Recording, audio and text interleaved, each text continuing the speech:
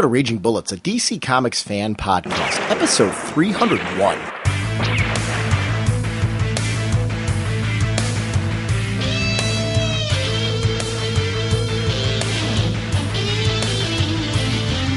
Welcome to Raging Bullets. I'm Sean Whalen, drnorge on the comic forums, and I'm joined as always by my co-host Jim, the sensei of the whatnot Segulin, and the Duke of You-Know. Well, we were recording Knightfall Part 2. A funny thing happened. We wound up with doing listener voicemails and the Knightfall Part 2 content. We wound up with a podcast that ran well over 4 hours and 30 minutes unedited. We're going to be cleaning up the show and releasing it, but what I'm going to do is, that's too much. We just did an episode 300, which I didn't mind going like 4 hours with that podcast because that was an anniversary show. I generally try to keep the show around the 2 to 3 hour mark. There's occasionally those special shows like the first part of Knightfall where I don't mind going overboard and doing something a little special because it feels meaty and it's kind of a thank you to you guys. And I feel like our listening audience will be like, okay, this is a special one, so we'll go a little longer on this one. But I feel on a weekly basis, I want to keep the show somewhere between that 2 to 3 hour sweet spot. You know, a little over 3, fine. But going into the well over 4 hour mark, every episode becomes a little bit much. So what I'm going to do is I'm going to release this in 2 parts, but come out back a little bit sooner. So I'm going to do right now is Monday night, and which this will be going up in a couple hours. So it'll actually be early Tuesday morning that this one comes out to you guys. And then Thursday, Friday, I'm going to release the next part, and I'll let people know on the website and Twitter and stuff. And then we will continue on to Night's End and do the same treatment depending on the length. We don't know a lot of times when we start recording these how long the conversation is going to take because the idea is really to explore this in depth. So anyway, without further ado, let's jump right into the show. Our sponsors for this episode are DCBService.com and InStockTrades.com. Over at DCBService.com, they're doing a bundle of the first #1 issues of the Before Watchmen. It's 4 of them. It's Before Watchmen Minutemen #1, Silk Spectre #1, Comedian #1, and Night Owl #1. 75% off. These are $15.96 regularly. Only $3.99 total for all 4 issues. That's an amazing discount. Oh, yes. So for anybody that's interested in picking up Before Watchmen, DCBService.com is definitely your way to do it. So thank you, DCBService.com, for supporting all of your readership with that. I think those are amazing deals. They've been doing this all through the year since this New 52 thing kicked off, and I love these special sales that they're doing. Yep. Over at InStockTrades.com, I want to shout out Flex Mentallo, Man of Muscle Mystery. This was something that was hard for them to get reprinted for the longest time. This was one of those stories that was a tie-in to Doom Patrol, the Doom Patrol run by Grant Morrison. The artist on this is Frank Quitely. Once he was a hero of the beach, and now of the Doom Patrol. Flex Mentallo, Man of Muscle Mystery, returns to investigate the sinister dealings of his former comrade, The Fact, and the mysterious rock star whose connection to Flex may hold the key to saving them both. Don't miss this deluxe hardcover collecting the 4-issue miniseries from the team behind All-Star Superman, including a special sketch section and recolored art. It's 112 pages, $22.99 regularly, 50% off, only $11.49 from InStockTrades.com. Remember, orders of $50 or more give you free shipping. And that's something that's been out of print for ages. So if you never picked that up and you're a Morrison and Quitely fan, it's definitely something worth seeking out. James, what kind of a podcast are we? Raging Bullets is a spoiler podcast. We go in depth in plotline, story twists, and whatnot of the comics we're discussing in the show. So if you haven't read the books, you may want to come back later so you can better enjoy the show. Let's talk some comics. Carter Hall, scientific genius from a far-off world, flies into action as Hawkman. Now, Jim, we're kicking into part 2 of our Knightfall discussion with the trade paperback part 2 of Knightfall. And this one takes us right up to the beginnings of NightQuest. NightQuest at this time was not traded. I know there's a new trade that's coming out that will contain the issues that were NightQuest. And NightQuest basically was, Jean-Paul was, and I kept calling him Jean-Paul last issue, and I'm still stuck on that. It's funny, even calling him Jean-Paul now doesn't sound right to me because I've spent years calling him Jean-Paul Valley. One of the things that happens in NightQuest is it's more of him as Batman and more of the path that leads to Night's End, which we will be discussing in the third part of this scenario. How much of this had you read, Jim? Because I know when we talked last time, you had read the first part of Knightfall in very broken sections. It was weird. When I started reading this, I kind of started having flashbacks to and remembering what I've read and everything, where it came from. Here's what happened with me on this. This is what I'm pretty convinced I did. I heard about the new costume, so it was after all this had happened, and that's when I started talking, and I asked my buddy and borrowed his books. But I never read The Fall of the Bat. I read starting with the night with what we're starting here with the first appearance, the dumping of Batman. That was my first reading, and he told me how he beat Bruce. Okay. I never actually read it, and so I read a couple of these issues. I read some of the Night Quest stuff because I do remember reading, as Bats, but I didn't. It wasn't like a solid, full-on collection read. I'd pick up an issue here, I'd see an issue there. I'd talk to him a little bit and find out what was going on. And just like I never saw the fall of Asbats. So I've never really, this is a very sporadic pick up here, read this. Oh, this is what it's about. Oh, okay, that's kind of interesting. But I was never into it. I was never locked in. I wasn't like, oh, I must continue reading this. That's going to be interesting because we'll have to talk about what the feeling was at the time as a reader. Because for me, this was an interesting part of it. Well, let's talk about the fall. As Bats rising up, and then at the end of this, we can kind of reflect on where the story went and what kept us going or didn't keep us going in your case on this. You were borrowing, though, at the time, so really it was a termination of what you borrowed from your friend, right? Yeah, I wasn't really even collecting comics. This was, during the end of my college years, and for me, money was the driving factor on what titles I picked up. I think I only picked up 3 titles when this was coming out, and they were all Marvel titles. So I was borrowing some of his DC stuff and reading his DC stuff, but I was really only getting Captain America, Wolverine, and I believe it was X-Men. Yeah, it was Uncanny. See, for me, I was reading a mixture of Marvel and DC. I was always a fan of both universes. And at the time, I was very into the X books. So that was my big crossover universe, because it had so many X books that were going on at the time that I was really enjoying what I was reading there. And I was reading DC books as well. But it was funny when I was following like a big crossover universe part of, like the X books, for example, on the DC end, then I couldn't follow another character that was doing the same thing because I wanted some mixture. I wanted a lot of these characters that had solo books because, I wanted diversity. I wanted just a whole bunch of different story types to read. So it was one of the few times that I wasn't reading the Bat books. I was reading Legends of the Dark Knight because that was great because you got these self-contained stories. You knew they weren't going to cross over, and it was just a terrific, well-written book with just great creators put on it. So I did have a Bat book, but that was it that I was reading at the time. I wasn't reading the actual main continuity. This sucked me so back in. I actually ended up I had to drop a lot of my Marvel titles in order to afford to get this. I was so glued to this storyline. And it actually was funny. I ended up dropping enough that I was able to go back and get back issues, as I'd mentioned on the last episode, of the ones that I missed, because I really wanted to see what led up to all this, even before, the whole Knightfall situation. So, I don't know, it was just a really great storyline. I never thought they would go here. We're kicking into, right now, Batman issue 664. I'm sorry, Detective Comics 664. Right at the top of it, you've got Bane standing there. It's a great Chuck Dixon story. Graham Nolan on pencil, Scott Hanna inks, Adrian Roy again on colors, John Costanza letterer, and Scott Peterson editor. I Am Bane, the city's mine. And I did not see this storyline going here. I saw the possibility that he would severely hurt Batman, and as I mentioned, I thought that the suit was going to be like Batman's way to come over this, but oh my god, the brutality of this. When you see his body bouncing off of awnings all the way down to the street, this was really a great way to showcase, first of all, this is Batman. We've said this guy is the top dog. He has taken down so many legions of villains over the time. But this storyline has shown us a gradual breaking of his mind, his spirit, and his body.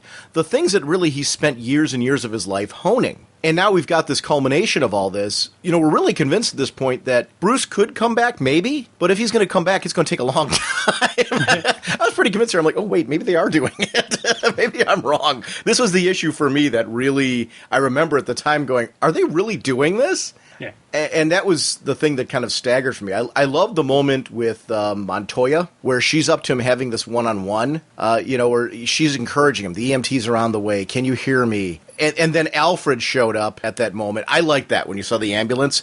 This was the part, remember I was talking last episode, when you see this issue, you'll understand why Alfred did the right thing. And did this justify it for you? Remember you had that question mark about what's Alfred doing? Is he okay to do this? See, I wasn't questioning Alfred. I was actually agreeing with Alfred. I was originally, when I first was reading it, the thought entered my head, why isn't Alfred doing something? I'm like, but then I realized Alfred can't go down to the cave. He can't get a bunch of guns and come up and turn them sideways and go gangster on Bane. He'd get destroyed. He needed to get backup. He needed to get help. So I wasn't questioning Alfred's actions. I liked Alfred's actions. So, and this again added to why I was like, okay, this, right here, we're seeing why he did what he did. So, when I was expressing myself, I don't know. I didn't come out right. It didn't come out what I was in my head. So, Bruce liked what he did before. Bruce would have been dead. Yeah. Alfred did the right thing. There's a time, it's the tactical retreat. There's times you have to run away. There's times you have to get help. You have to recognize that. And had Alfred confronted Bane, Alfred would be dead and Bruce would be dead. So it'd be a lose-lose situation on the Bat family. So definitely, and I love seeing that, how it played out. Because that opening panel with him standing and just dumping the Bat and those, I love the usage of that multiple staggered paneling showing Bruce falling and hitting the different awnings and just that splat when he hits the ground.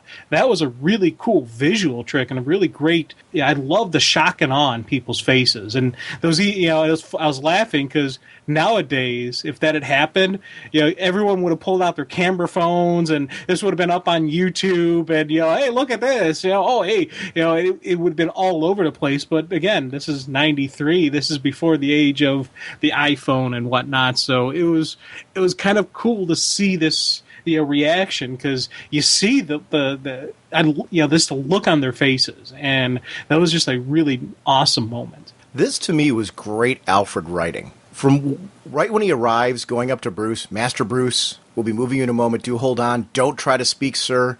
Really trying to let him know as much as he could, knowing this guy's delusional. He's been hurt so bad, but I think really trying to keep him as quiet as possible so he doesn't reveal anything. These are moments where you see Alfred as the protective father figure to Bruce, taking control of things.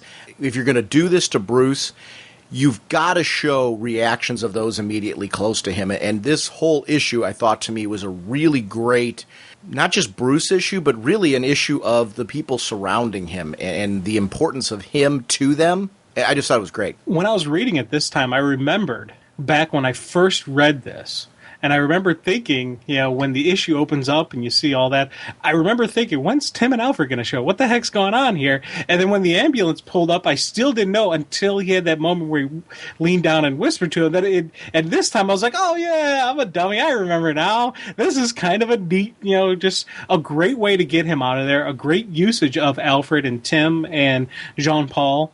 So it was a really, I like that. And the thing that entered my head back then, and it still is, buzzing around in my brain, is with this whole scenario with the ambulance. Now, did they, hijack an ambulance?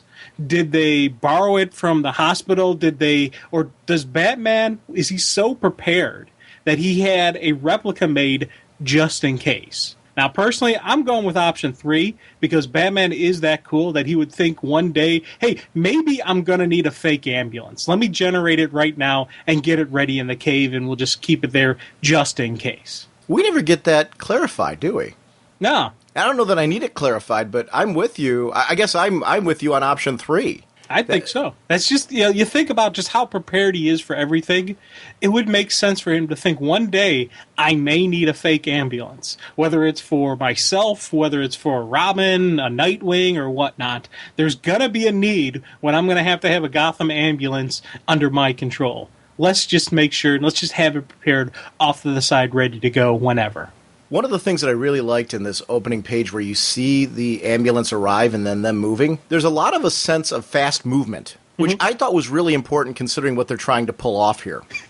And also a lot of attention to detail, like Montoya saying she's going to ride along. You know, I mean, you've seen this, it's Batman, you've seen the brutality he's gone through. That police escort would be something that would be offered. And I loved that was, and I loved how Alfred played off of that. But it was just, to me, it was two panels that I thought, wow, this added a sense of realism to what was going on there. Just the fact that they addressed that versus us saying right now, well, why didn't the police offer to go along? You know what I mean? Oh, and definite. I loved Montoya's reaction of, he looked like this is the last time we'll see him. Because for us as readers, we've got to believe this looks different. We've seen Batman beat up before. We've seen Batman battered before. We've seen his costume torn. We've seen blood. We've seen all that kind of stuff with this guy. We need to, like, the people around him to be reacting in a way that makes this feel fresh, that makes it feel different. I remember at the time, this was the issue. It just was gripping for me. I couldn't put it down. I read it multiple times. I kept looking for signs that maybe somehow Bruce is going to overcome this and come back and have the mantle. And this was really the one that started to convince me that, oh my, wow. Alfred's reaction of, I think his back may be, and not finishing that. Yeah. Going into the whole thing, we've been here before. We can't go to the hospital. The only life that's important to him is his life as Batman. If we take him to the hospital, if we expose that, you'll save the body, but you'll have killed the man. This is his mission. This is something. And the mission to the point where Bruce was looking to train Jean-Paul as a possible replacement to himself. It's something that all along I think he had come to accept as they start to address in the storyline that Nightwing had his life of his own. And this might be the series, I don't know if you're starting to see why, when Nightwing took over as Batman, this is the series that I a lot of times reference as Nightwing has his own identity. Yeah. It's really Bruce's justification here that I buy into. I get it. Dick Grayson really has developed his own thing, his own scenario. And I don't know, this is the one that I always look back to and go, I get what Bruce is saying here. That maybe somebody else should take over Batman because Dick Grayson's earned a right to his own life. Yeah. And I echo your sentiments on Montoya. That was just a really cool handling and writing of her, and it was something I was just like, this is neat. I love seeing the human side, to her, but she also was able to, continue on with the mission at hand. Yeah, she's reacting. Yeah, she's hurting. This is, it's one of their own. We got Officer Down here, but they still have a job to do. They still have to do what they're doing. They still have crowd control and et cetera. And so have her have that moment of reaction, but then she went back to doing her job. That was cool. And Tim's reaction was another one for me that I was so glad to see him get emotional, to see him get passionate, to see him get worried. And you could see, it's not even just in the words, just a look on his face as he's like, we got to go to a hospital. And then even, Alfred's able to calm him down. And what's he able to do? He checks his motions. Time to do your job. And again, it's these great human moments that you get from these just a couple panels, a couple pages, but it was everything that it just really touches you and it gets you and pulls you in and reminds you, hey, this is something serious, this is something major. And I was just like, dang, that's cool. Jim Gordon, when he makes his first appearance here, and his reaction to the fact that Batman's body has disappeared, never showed up in Mercy General. We can't, verify this ambulance. And his reaction to Montoya and that argument there between the two of them, and the almost apology at that moment where it could be Batman's, people were the ones that were behind this. That really shows the state of mind that Jim Gordon's starting to go into as far as his relationship with Batman. This is a comrade at arms, yet also a comrade at arms that there's the constant mystery of. Now, Jim Gordon, I do firmly believe Jim Gordon could have at any point in time, and this is addressed in later storylines, Jim Gordon at any point in time, if he really wanted to, could have figured out who Batman was. He could have pursued that. He knows him well enough, probably has enough clues from years of working together, that if he really wanted to know who was behind the cape and cowl, he could. You could even argue that maybe he does subconsciously, but I would prefer to take it to that step and say he just has chosen to never pursue that because of the relationship they developed. It's out of I like to think it's out of mutual respect. Just saying, okay, we've hit this point in our relationship where I'm just going to leave that be. Now he's got a situation where he's placed this trust in this guy. really put himself on the line and his job, his reputation on the line many, many times.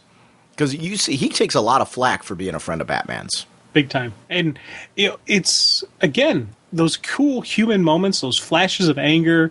And it wasn't just even on Gordon's side. I loved seeing Montoya react to it. She wasn't just a officer taking a beating from the commissioner. You see her standing there, and she had this fire in her because, one, she's emotional over what's going on. She witnessed this horrific thing. And two, she's like, hey, I did the right. And she was getting ready to stand her ground, ready to throw down with Gordon. And Harvey comes in and saves his partner, saves his friend, and throws that out there to get both of them calmed down. I love just seeing that interaction between the three of them, three completely different police officers, different styles of how they approach life and whatnot, but all three of them feeling the same thing. All three of them feeling, hey, there's something serious going on here. And I love seeing Harvey being the one who threw out the logic and threw out this option to calm and end the he was the calming agent, and that's not normal for Bullock. But what this is going to paint for Gordon, it's going to start building a distrust in Gordon, because he's known Batman so intimately for so many years. He's totally been left in the dark on all this. There's now going to be somebody else taking on the mantle.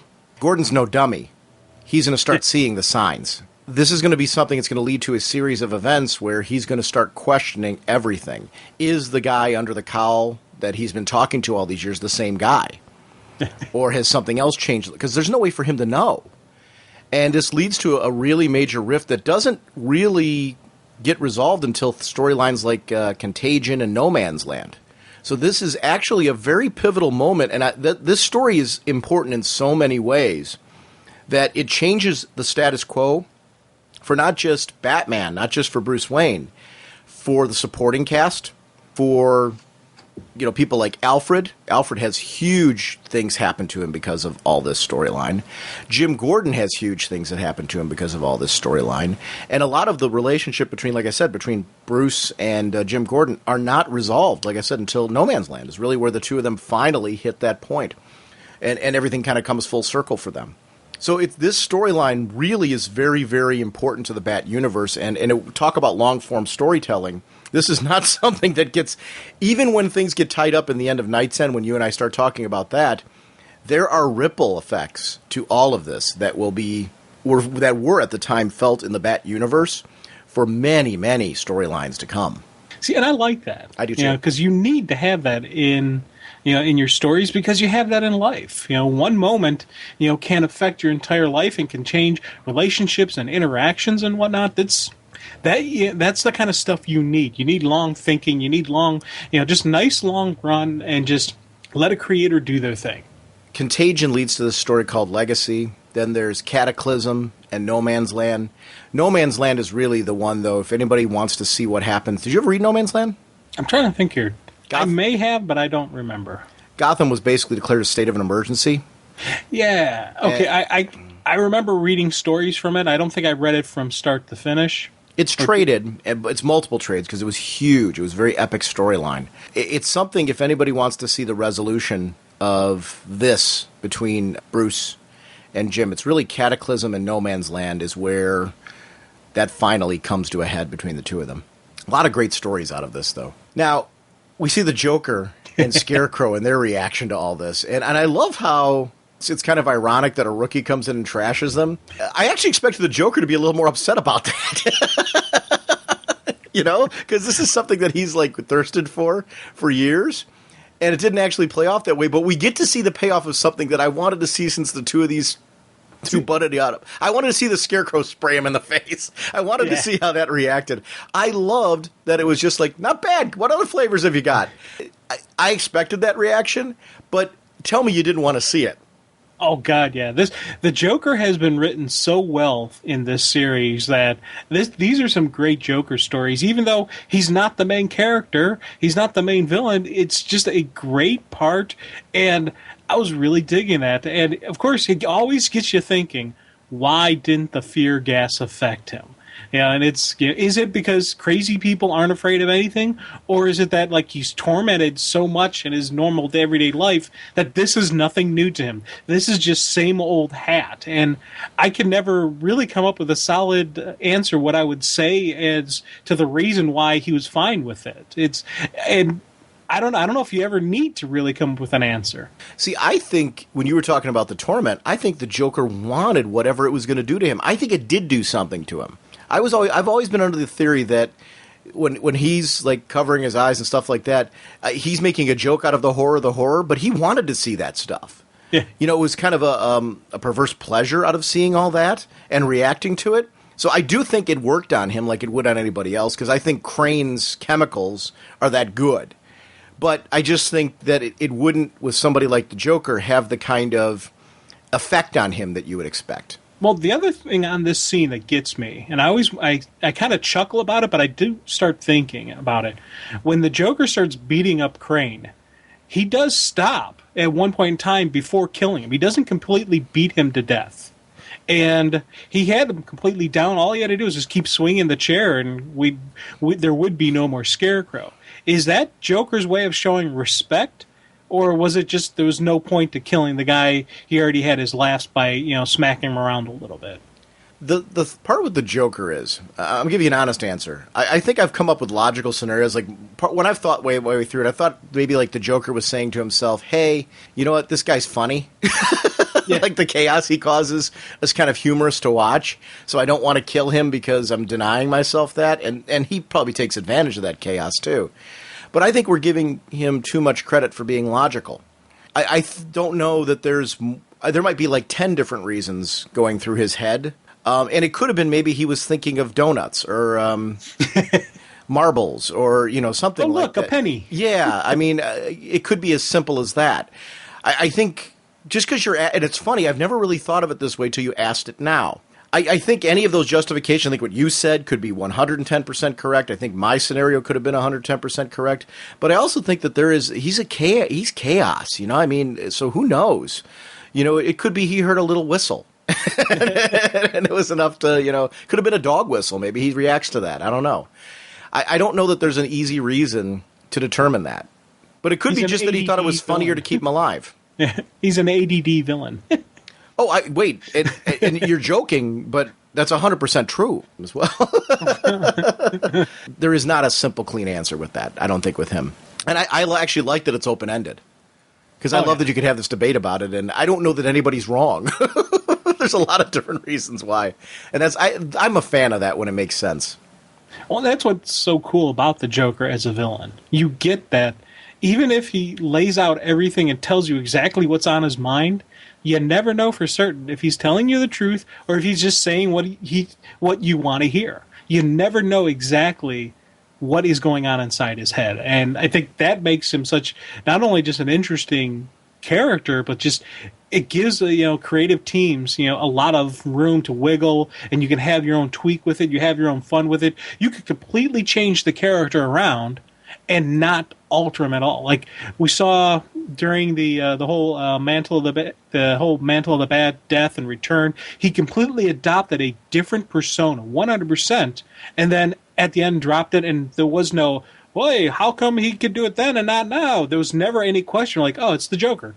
He can do that. He does that. Right. I think actually today we have the benefit of having seen a lot more explorations of him. But we had things like Killing Joke back during this time that were exploring, this character and just really the psychological drama that's involved with the Joker. That, I don't know, he's a character that endlessly fascinates me. I think great writers have just scratched the surface of this character and what you can really do with him. Your examples with Morrison and what he's done and things like that, I just think, I don't know, I think that the character is, when he's done right, he's compelling. I think there's always a danger of overusing the Joker, and he gets watered down when you do it. When he appears in storylines like this and you do this kind of stuff with him, it adds kind of an enigma to him that just makes you kind of wonder. I don't know. Down in the Batcave, we have this was one of my favorite sequences in this issue. Naturally, they wouldn't have every medical convenience there. They would be set up with a trauma unit style setup. But when you're dealing with a broken back and things like that, you've got a situation here where we are racing against time. If we don't get this Decadron for spinal trauma, we could have major problems. I also love that Alfred's trying to protect Tim at this point. Yeah. That was another, to me, this is a shining issue for Alfred. It also sets up, I don't know, for me, this was the part where Jean-Paul, I started to feel he was off. This was the issue.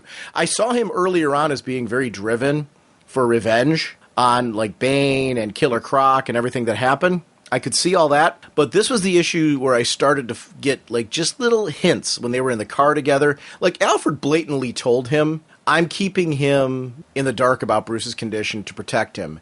Jean-Paul, I should say, is saying, it would be best if you prepared yourself for the worst eventuality. Isn't he going up against what Alfred just told him? Yes and no. Because on one hand, I kind of agreed with what he was doing in the car. Because if you don't want to keep... One, Tim's a smart kid, and he's going to figure it out.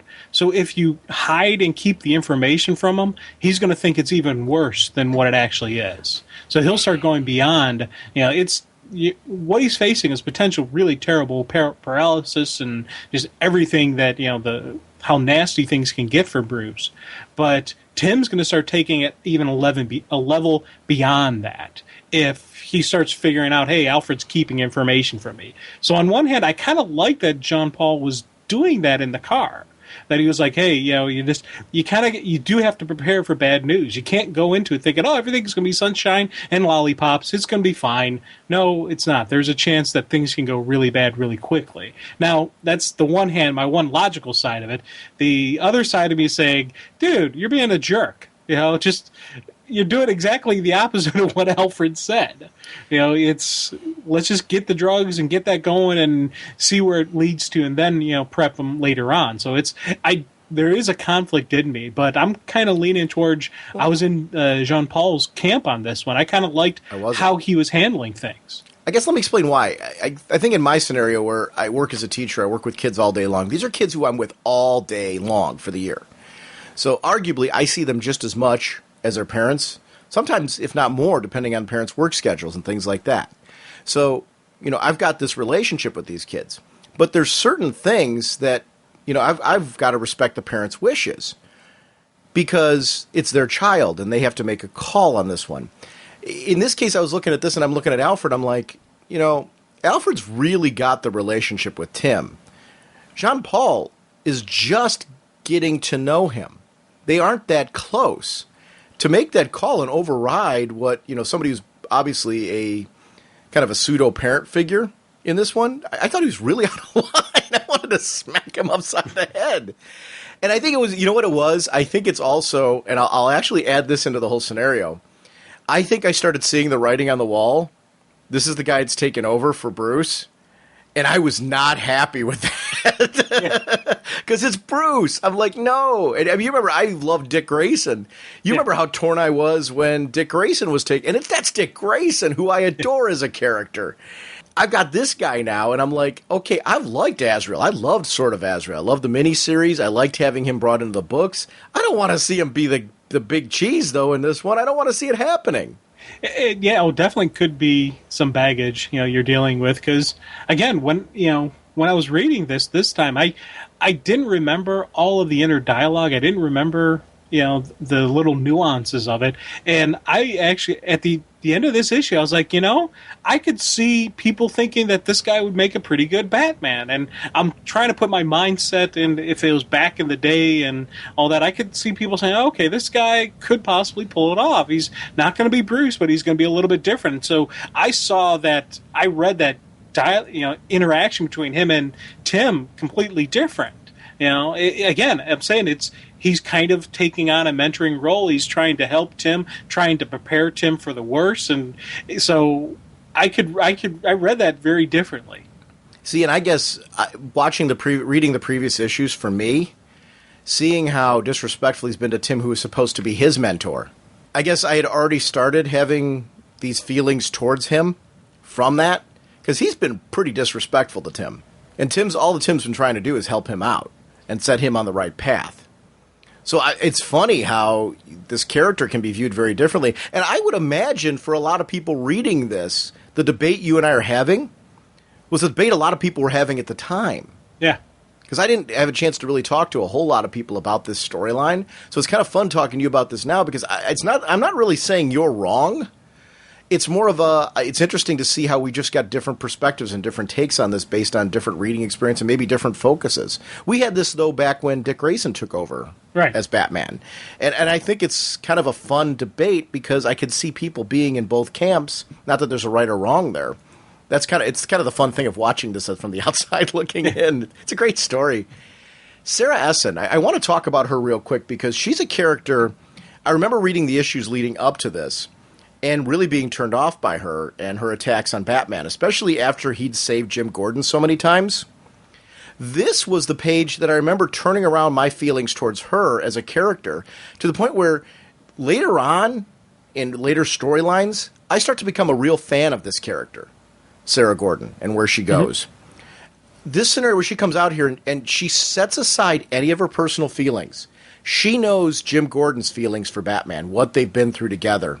And she's setting all that aside. This is a true partner. I love this because this is what she does right here is a hard thing to do. She's shelving her feelings for Batman. I know he's your friend. And she's completely supportive. He's opening doors here for her to cause a bigger rift. Instead, she's supporting the friendship because she knows it's important to her husband.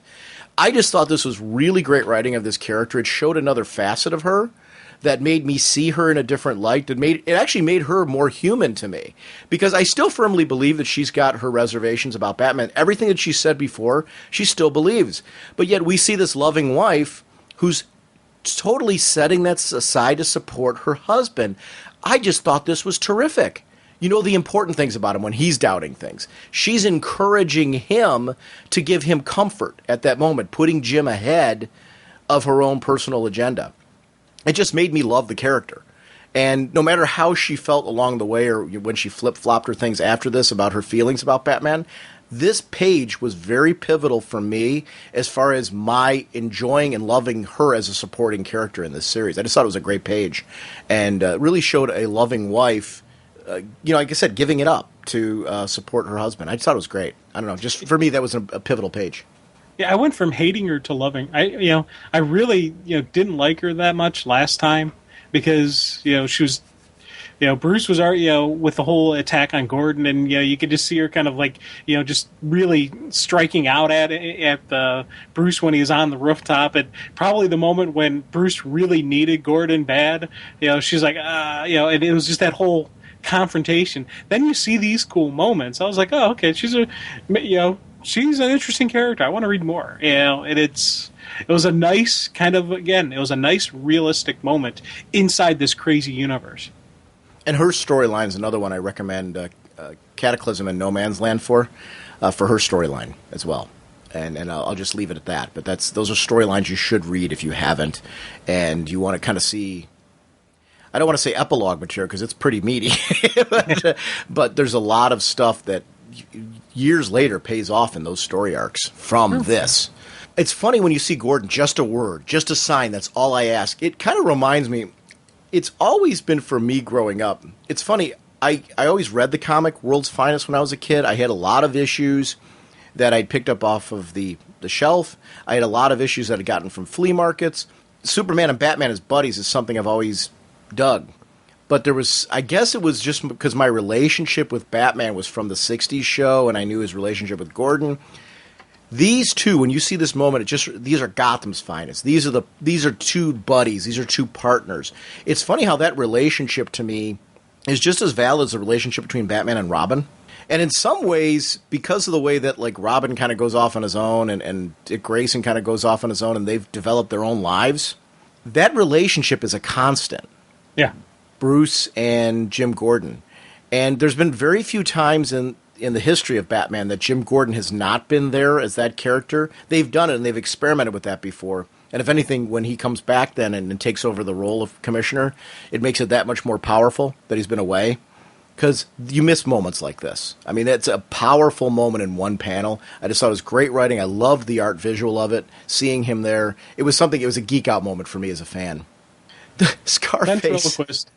Oh my God, I howled at this moment. And it was an absolute wonderful splash of comedy within a very serious story. It didn't take away anything from the story, but it gave you that momentary kind of rest from the drama, from the it was just I was howling. I did not remember this at all, and so it was completely fresh all over again. Scarface and Sacco have a fight and shoot each other. Outstanding. I so love that when you mentioned this last episode, I'm glad I didn't read ahead and reread this because I didn't remember it either. I was pretty determined that like this had to pay off in some way. I didn't remember what it was. It's reading it now. I'm like, I still don't remember it. Which is the funny part. I read it, and I'm like, I don't remember this happening. And I think because there was so much happening in this issue, everything else kind of overshadowed it. But when I see this scenario, I'm like, how could you not remember this? Now, he didn't kill himself here, did he? I took it as he hurt his hands really bad. Yeah, I took it that he shot himself in each of his hands. Right. What a nut. That was just outstanding. And this was a funny moment, and I want to know if there's any backlash from this. Thanks for leaving the window open. This moment right here. I remember, like, I was choked up at certain parts in this issue. This was one of those moments where you see Jim Gordon anything. And he means that. I mean, he would have done anything at that moment. This is he was looking for a sign. He wants to be involved. He wants to do something. This is a guy that if he'd said, I'm going to take you to the Batcave, you can't tell anyone where it is, I guarantee you Jim Gordon would never tell anyone in a million years where it was. He would literally, in this moment, do anything he could to help out Batman. And that's the kind of relationship they have, which is why, as this storyline progresses, this becomes so hard on Jim Gordon. Because in these moments, he is determined, this is Batman, this is the guy, this is my buddy, look at what we've been through together. We've been through wars together to protect our city.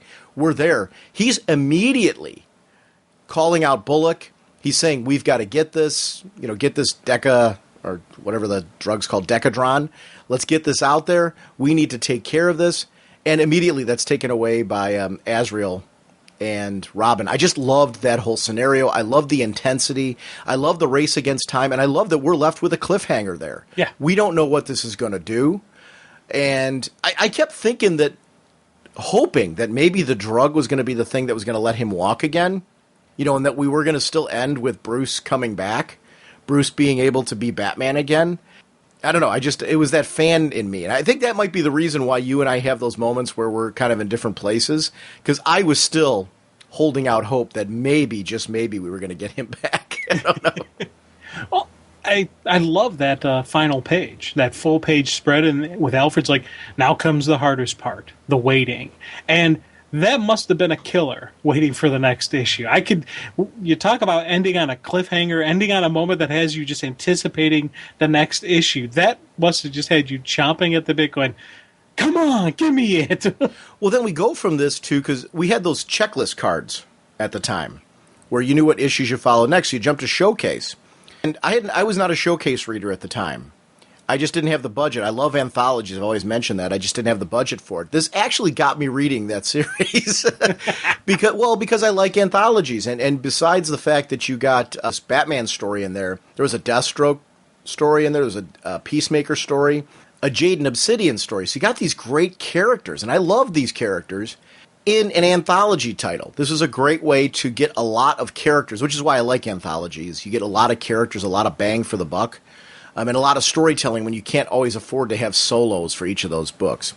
But we get this really cool opening side story that tells a little bit of where, Tim's looking back now and saying, what could I have done differently? What should I have done differently in this scenario? I loved this story. And I was glad that it was numbered. It was numbered part 13, so it actually had a number that matched. That moon on the cover was continuing to be overshadowed by that red bat symbol. It was great seeing this Two-Face story, because this is a character who I guess I kind of forgot wasn't really brought into the main arc. We saw him during the escape, but we didn't actually see what happened to him. This was written by Doug Munch, Klaus Janson on art and colors, Ken Bruzenak on letters, and I apologize for any name butchery, Dennis O'Neill, consulting editor, and Neil Posner was the editor, who I'm assuming Neil Posner was the editor of Showcase. And that's how he coordinated this. But I thought it was a great side story to see what had gone on with Two-Face. Yeah, I was really glad to see that they addressed more of the Arkham escapees. That it wasn't, the ones that, there was something outside of the first story, the first, part where, because just those few escapees that they addressed, it wouldn't have completely beaten Bruce down. There had to have been more off-page stuff, and there was even ones beyond just Harvey. So it kind of added even more to what Bruce had to face before he went up against Bane. There was, it added to it, and I thought that was a cool part of having this story in there. Plus, I loved seeing even more reasoning and rationale as to why Bruce was pushing Tim away. That was something that always really kind of affected me and locked in my brain, was seeing Bruce try to do all this on his own. If he had just pulled in the team, if he had gone with a more solid Bat family, the outcome would have been completely different. I've always liked Batman's humanity. He's got a character flaw there. And I love that it's a character flaw that they put in your face and they address it. And look what happens to him here because he tries to take on too much. What if he'd called Nightwing in? What if he'd used Tim more? Would this have played out the way that it did? What if he'd followed Alfred's advice and actually rested? All these things that are huge character flaws of his because he's taking everything on by himself put him in danger, put him in this scenario. I love that because it, to me, adds a humanity to him. It makes, I think, connecting with Bruce easier. It also, when you see Bruce eventually overcome these things, not just Knightfall, I'm talking about in general, he becomes a stronger character. Like, there's something about seeing him self-analyze, realize his own mistakes, and start bringing the team in. He's done this in many storylines, where various events in life have led him to isolate himself, and he's had to reflect on the fact that those mistakes have caused larger problems. He's had to come back, bring the team on board, and make things happen. That's when you start seeing the rally cry of the Bat family, and you get to see these amazing things happen and how much stronger they are together than when they're apart, and how good of a general he can be when he embraces and really showcases that these guys, and I didn't mean to pun that way, but it really showcases that these people that he associates himself with, these people that have been influenced by him, that have advanced themselves due to him, really bring major things to the table. In their own rights, they're all valid and unique and interesting characters. Yeah. The thing I liked with the Two-Face, the story, the two parts they laid out, to me, it felt like a classic Two-Face story. Because, one, we get there's another flashback into the origin, but then it's that whole putting Batman on trial. And to me, I've seen it a couple times in different animated series, and it fits who Two-Face is, and it's a natural connection to him. It's like seeing the Joker at an amusement park, or the Joker doing some type of, Scarecrow using, the fear toxins, and Riddler with his traps. Two-Face just kind of fits in that whole courtroom persona, just the guilt innocent, the trial of the Batman for, to take him down. I like seeing that, and I like seeing how it played out. But also there is still that connection that Batman has to Harvey Dent. And I always like seeing Bruce try to access that and get connection to it, and it just takes you to that level where Two-Face is beyond Harvey Dent. There is no more really Harvey Dent anymore. He'll call himself we and uses the plural terms, but there is just Two-Face in there. And I love seeing that, that expression and there's that presentation of him. This is a great example of, Jeff Johns did this with Green Lantern Secret Origin, for example, where you retell an origin story, but you add little elements to it that don't contradict anything. They tell more of the story. This being told from Harvey's perspective really points out why he wants to put Batman on trial, why he feels Batman has wronged him. And that's an important distinction, I think, because, a lot of times when you see Two-Face's origin, you have to wonder why, okay, look at all these things that happened to you, but why are you blaming Batman? Yeah. And I think this storyline sets up why he would have an issue with Batman and the way Batman operates, because Batman really, in his mind, abandoned him. But yet we as the readers can also see why Batman was saying, hey, you're crossing a line here that I can't let you cross. Batman's trying to help him and say, hey, you've got to stop here. We're friends. I want to support you, but look what you're doing here. You've got to stop here. And I liked that duality of the storyline. There was something about that really worked. Because then when you start seeing this issue with the killings going on and how I love the whole dinosaur, it was a dinosaur with 2 names and 2 heads and is the only one in prehistory with that. Yeah. There's this beautiful sequence when that thing lands on Gordon's sleeve. Yeah. As his way of getting him attention and clearing out the room. When Batman comes swooping down, I love Klaus Jansen's take on Batman. And when you see that, the flowing cape over his head, the flow of the body, the way that, Batman's proportions are and everything, I don't know, there's something about his drawing of Batman. It's very classic. And I don't know, there's the visual style of this particular issue is something that really stood out for me as well. It's just really classic Batman. And his relationship, again, with Jim Gordon that we were mentioning earlier that we've got to see. Yeah, a couple good funny moments, too. Just, I do like seeing the swoop in and just everything, but Harvey Dent is just a fun character. And it's disturbing to say he's fun just because of what he'll do, but just, the little bits where he's, he shows up and he's, goes to the mob boss and he's got all this evidence against him. Like, hey, you're not going to turn me in. You're right, I'm not. Bam, and shoots him. When the court, the trial of Batman's going on, and the one guy's like, hey, why don't we just kill him? Contempt of court. Bam, shoots him. I just like seeing that craziness come out. It's kind of a splash of comedy inside the story, but it doesn't take away from the enjoyment. They never overdo it. They never make him slapstickish. They never make him a goofball. He's still just this fearsome villain, but he's got his own little quirks. I love seeing the look of Bruce when, it's 2 names, 2 heads, and 2 faces.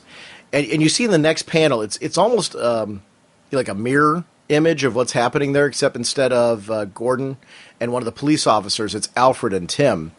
It really showing just how this sense of being worn out, the stubble on his face, the frustration over everything that's happening is something that's carrying on to all aspects of his life, all places that he's at. And it really added more of this sense to me of just how much he was worn out before we saw the breaking, why Tim would see this going on, and Tim's own frustration to that. In this scenario, it's him saying, should I have gotten into a vehicle and followed behind him? Should I have? I could see where you would look back on this and reflect and go, what could I have done differently here? And I do feel that this story is more of a justification, though, of Tim doing just that. And we'll get to that point in the storyline where I think Tim did do the right thing and step in that scenario. But Bruce, again, his need to do this all by himself really just adds to him. We see him battered and beat up in this storyline in a way that we didn't get to see in many of the other arcs. Because this took place somewhere in the middle of all that. Yeah, this was going on right in the middle of all the chaos and the craziness. And you even see Bruce commenting on the fact that he should have just, when he first shows up and starts beating up the thugs, he should have just flown through them and knocked them down like they were nothing. But he struggled with it. He actually had to get a little dirty, cheat a little to take out these thugs. People he should have had no problem with, but it is so dramatically affecting him. And then it's it's part of that whole neuroses that he has, where it's his character flaw that how you mentioned. He has to do it himself. He recognizes he shouldn't be doing it himself, so then he beats himself up over the fact that he's still doing it himself. Instead of just stopping, getting help, and doing it the correct way, he has to keep pushing on. And it was a really neat kind of exploration and explanation of the mistakes he made throughout this. I love the scenario when the car goes into the river, and you see Batman floating on the water. I loved the drawing of that, where it was hard to see him almost, and you could see why those guys would have trouble searching for him, but then they eventually found him. And Dent wants him alive for the trial. It was just a great storyline, because like you said, this is a side story off of Knightfall. This isn't like one of the really main part of the main tale. I'm guessing a lot of people might have missed this along the way because of the fact that it was in Showcase and wasn't in the main two or three titles, because Shadow of the Bat was brought into this as well, so it would be 3 titles. So I'm wondering if people missed this at the time when they were reading it. For me, if it hadn't have been for that checklist, I would not have picked this up because I wasn't reading the title at the time. Yeah, I never even remotely knew about any of this. So the second issue had one of my favorite covers. It had this great cover of Batman where it's Bruce kind of flexing his muscle, Two-Face in the background, and inside each of his, the things that come out of the side of his glove, there's people associated with different storylines in the issue. Like there's a Deadshot storyline and things like that are on there. It was just a great use of a cover and anthology title, using Batman as the central focus. But we get this part where he's dragged out, and I love that he was playing possum. Yeah. Because one of the things that I enjoyed about Knightfall was, even though Batman was getting worn down, he never quit. It was a flaw, because there was times where he should have quit. He probably should have quit very early on. He should have taken a nap. Yeah. He needed to take his nappies. But part of being a superhero, and it's something we as readers, I think, often expect, they don't do that. They keep going. They find a way to make it all work. And this is a scenario where we're really realizing in this that Batman's a human being. Yes, he's honed himself more than any normal, rational person should ever do, but he should not still be fighting now. Like, in this scenario, instead of playing possum, he should have escaped. Yeah. And because he didn't, it actually ended up being a detriment to him. Well, again, it was, he's in his mind, he knows he's weaker, but he still thinks, hey, this is how I do things. He's unflexible. He's not, I say he's unflexible, but he is actually the master of, just changing on the fly and, doing that because of his strategery that he has. But he's very rigid in how he approaches stuff. Yeah, well, and that's part of the problem. I loved, when you were mentioning earlier, that he had to utilize, almost like he was cheating in his methods for taking over them. That is part of the strategy that you're talking about. That's that sense of him saying, okay, I can't overcome them the way I normally would, so what else can I do? And that goes back to his training, utilizing the environment as his friend and an ally in order to gain the upper hand. I thought that was terrific. That's great classic Batman storyline. But when he got hit in the head with the oar, and he's taken as a prisoner, you get this great contrast to seeing Tim doing footwork, eating the sandwiches, doing everything really that Bruce should have been doing. It's funny in those moments, regrouping, getting a good meal, letting your body rest up, and getting information and knowledge. When Tim does enter into this scenario with Bruce, he's really walking in with all of the facts and details that Bruce should have had going into the situation. Bruce should have waited. Well, Bruce should have, done. Well, it's funny because this is how Tim was trained to operate. Bruce is the one who trained him, but he threw out the rules. He went against his own training. He went against his own procedures, and we saw him pay the price for it. And it's a really cool Robin issue that we get to see, who he is and how he comes about. And I loved the whole Alfred and Robin interaction, and when they're riding in, figuring, okay, let's hit the old abandoned courthouse. That's got to be where he's at. Let's try that place first.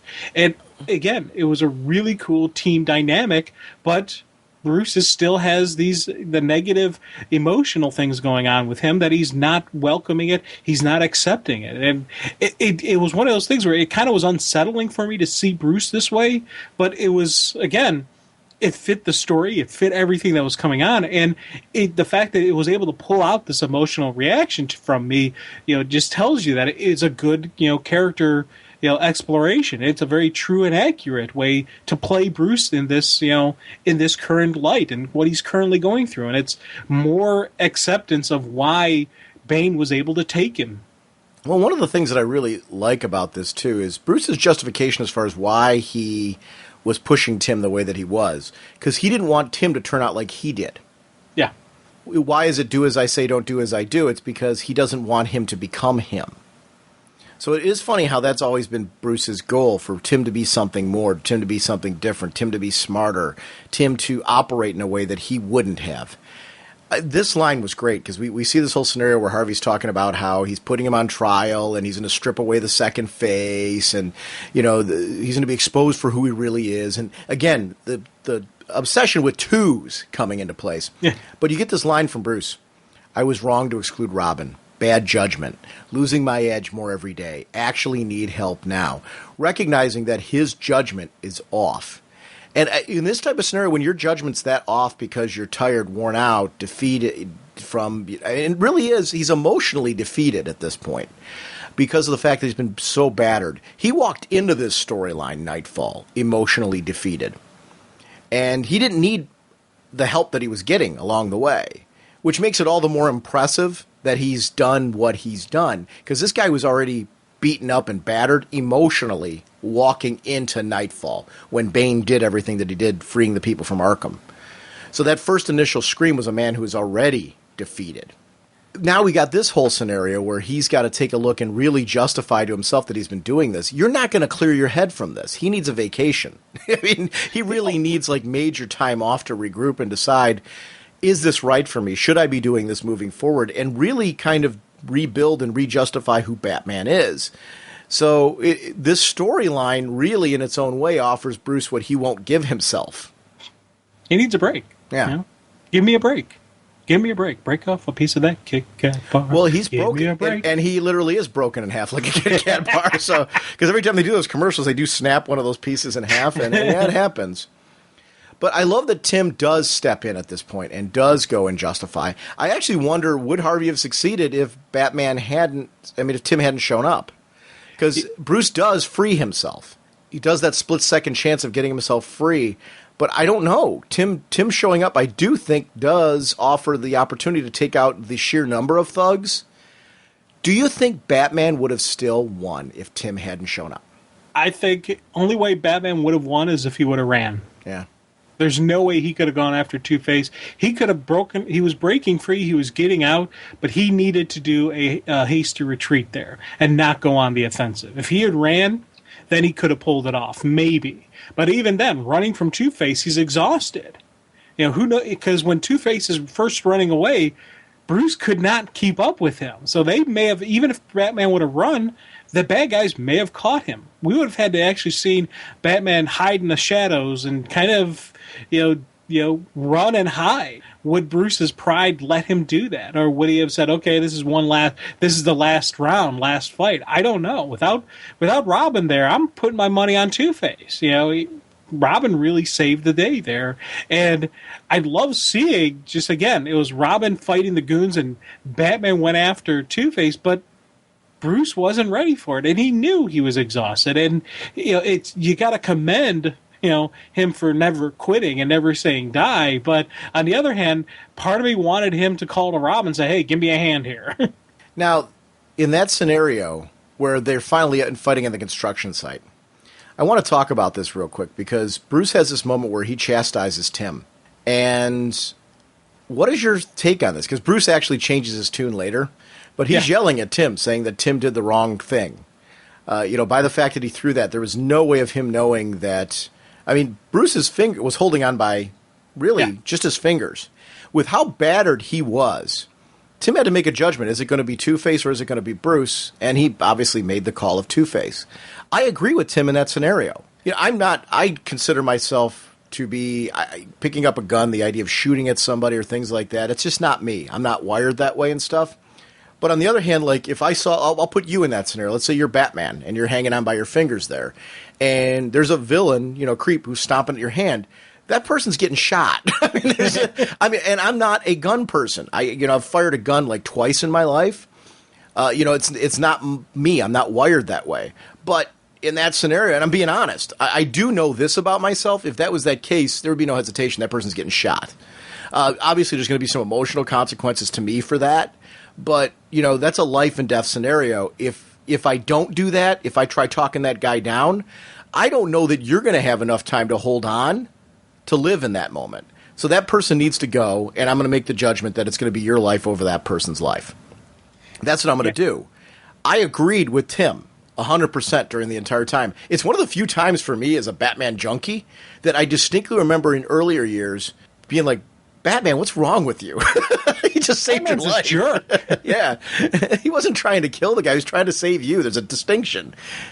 Oh, yeah. completely agree with you. I'm 100% in Tim's side on this one, and he made the right call. He had to do what he did, and I took it completely as the fact that Bruce was chastising Robin. Just it was a displaced anger. It was just he was angry at himself for not being able to take down Harvey. Needing Tim. He flat out needed Tim to save his butt. So this was Bruce angry at himself, but just he misdirected his anger towards Robin, and that's all that was. And again, it shows it's a cool way to see Bruce again being human and making mistakes and having judgment impaired because of everything he's gone through. I was like, wow. And later on the bed, when he admits to Tim, hey, you made the right call, this is now Bruce who's able to look at things a little bit differently, and that's really what he should have said back then. But now, now he's got other problems that he's dealing with. He's not exactly in that same mind frame he was back in the day. Well, see, I look at that as a strength of character, too, for Batman.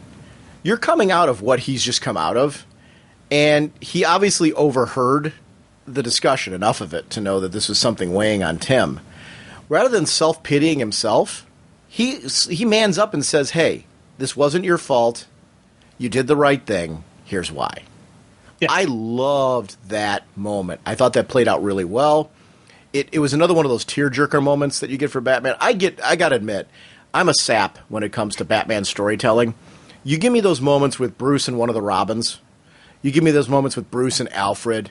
You give me a moment between Dick Grayson and Tim Drake, where the two of them do the kind of that brother thing that they do. Or you give me those moments between Jim Gordon and Barbara Gordon, any of those characters. These characters I've grown up with since I was a little kid. And when you get these mature stories where they're really having real emotional reactions with each other, they'll choke you up. And that was one of them where I was like, whoa, great side story. I was so glad I didn't miss it, because it was one of those stories that, it was a book that I didn't normally read and showcase. It did lead me to read it for a while afterwards. When I was able to fit it into my budget, I did continue the storylines that were in there, because there's a cool Deathstroke one I remember. It was Mike Barron who wrote it. And I did check the storylines, the other storylines in there, that Nick Posner was I apologize for any name butchery. He was the editor of Showcase, and that was where that name comes in. Oh, okay. So I thought there was some great coordination between the two, because this leads right back into Batman 498. So it was a good side story because it didn't contradict anything that's going. It was a great use of a flashback scenario that puts us right back into the opening panel, which to me I thought was great editing at the time. Because there have been these crossover storylines before where you'll get the first page is maybe a little off from what was going on in the previous pages, but this isn't what's happening here. Doug Munch jumps right back in, and he wrote that story, which is probably a very good reason why this flows so nicely.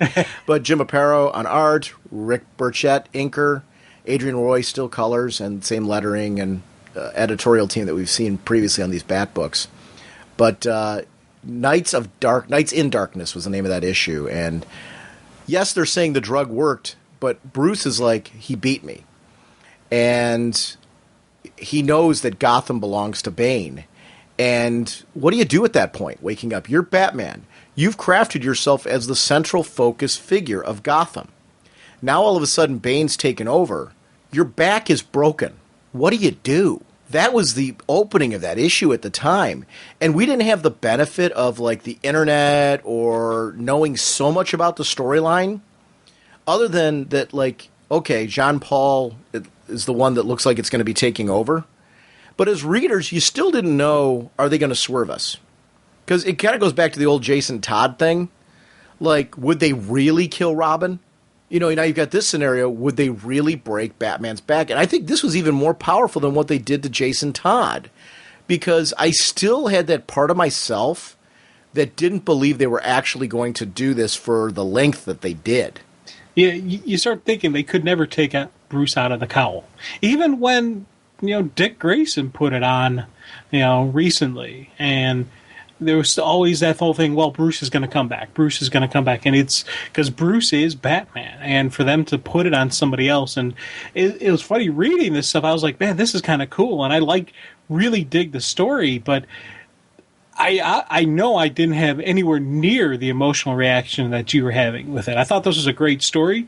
It was, beautiful visual stuff. I really enjoyed the artwork on this, but I'm not having that same type of emotional connection, and part of it is probably because I know how everything ends, I know how everything goes, and how Bruce, is able to pull himself back up and comes back as the Bat and better, stronger, whatnot, and so but going through it at the time, I can imagine just the emotional roller coaster ride you're going through.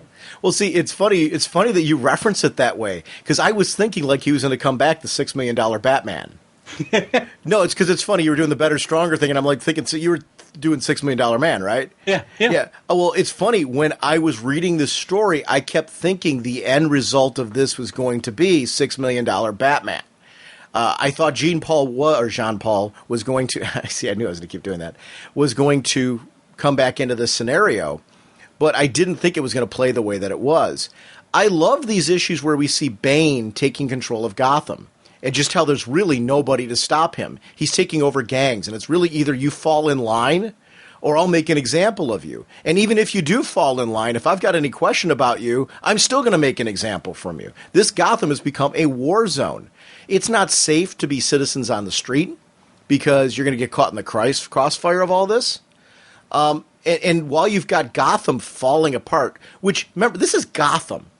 Gotham falling apart. I mean, Gotham's always falling apart. This is like Gotham falling apart kicked to 11. Oh, and yeah. While you've got this, you've got it framed by these scenarios where you see Tim crying. It's my back, isn't it? Then he didn't beat me. He destroyed me. Like, Bruce didn't even know at this point in time. He beat me. He was a monster, so huge. I was like a baby to him. And, psychologically, we see here, Bane did exactly what he set out to do. He shattered him physically and psychologically. This is a place we've never seen Batman go before. We might have seen issues where there were scenarios that have messed with his head. We might have seen issues where he was beat up and his body was battered. We've never seen a scenario where it was both for him so completely.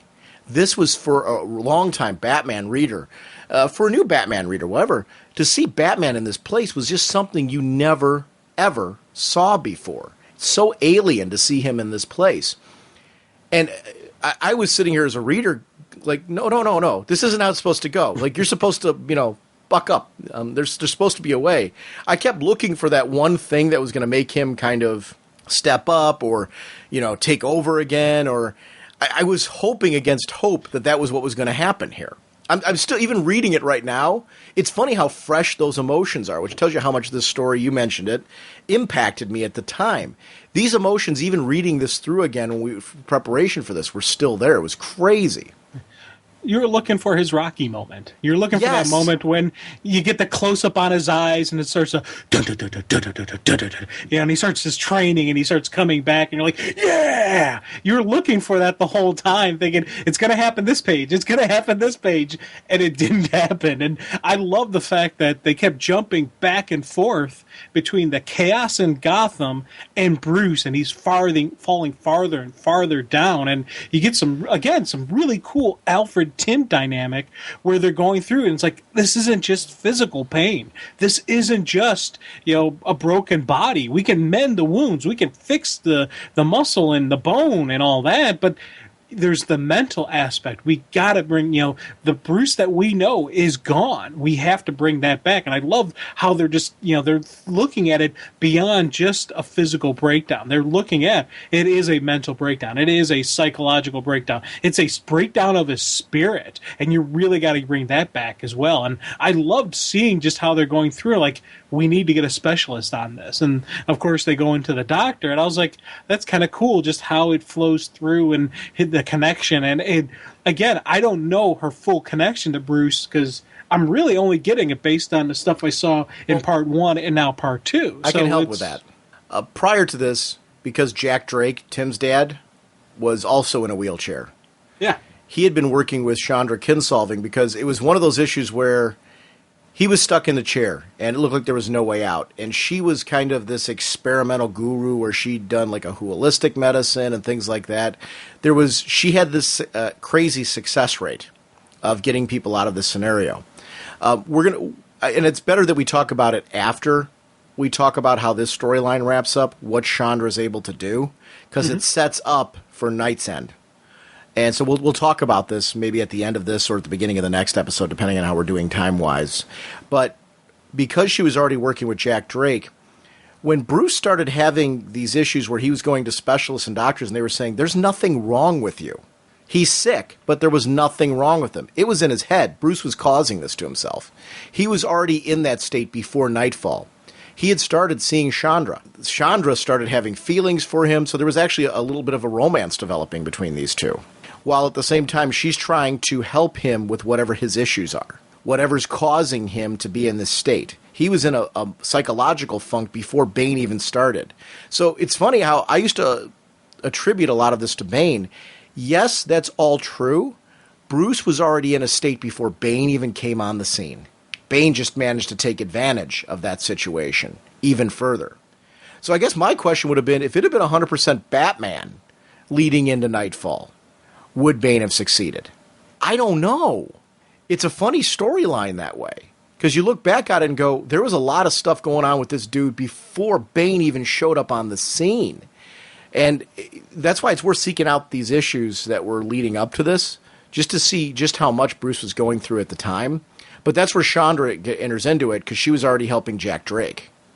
And that was something actually I did think about. You know, I probably spent more time than normal thinking, what if, going through the different what if scenarios. And the one thing I was thinking about is, what if Bruce was at 100% when all this began?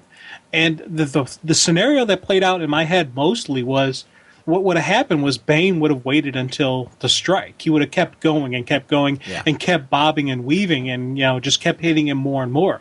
The reason Bane attacked when he did was because that's when he noticed that Bruce was full on down. But if Bruce had been 100% fresh at the beginning of it, it just would have taken Bane longer before he engaged. But it would have also given Bruce time to hunt down Bane prior to that.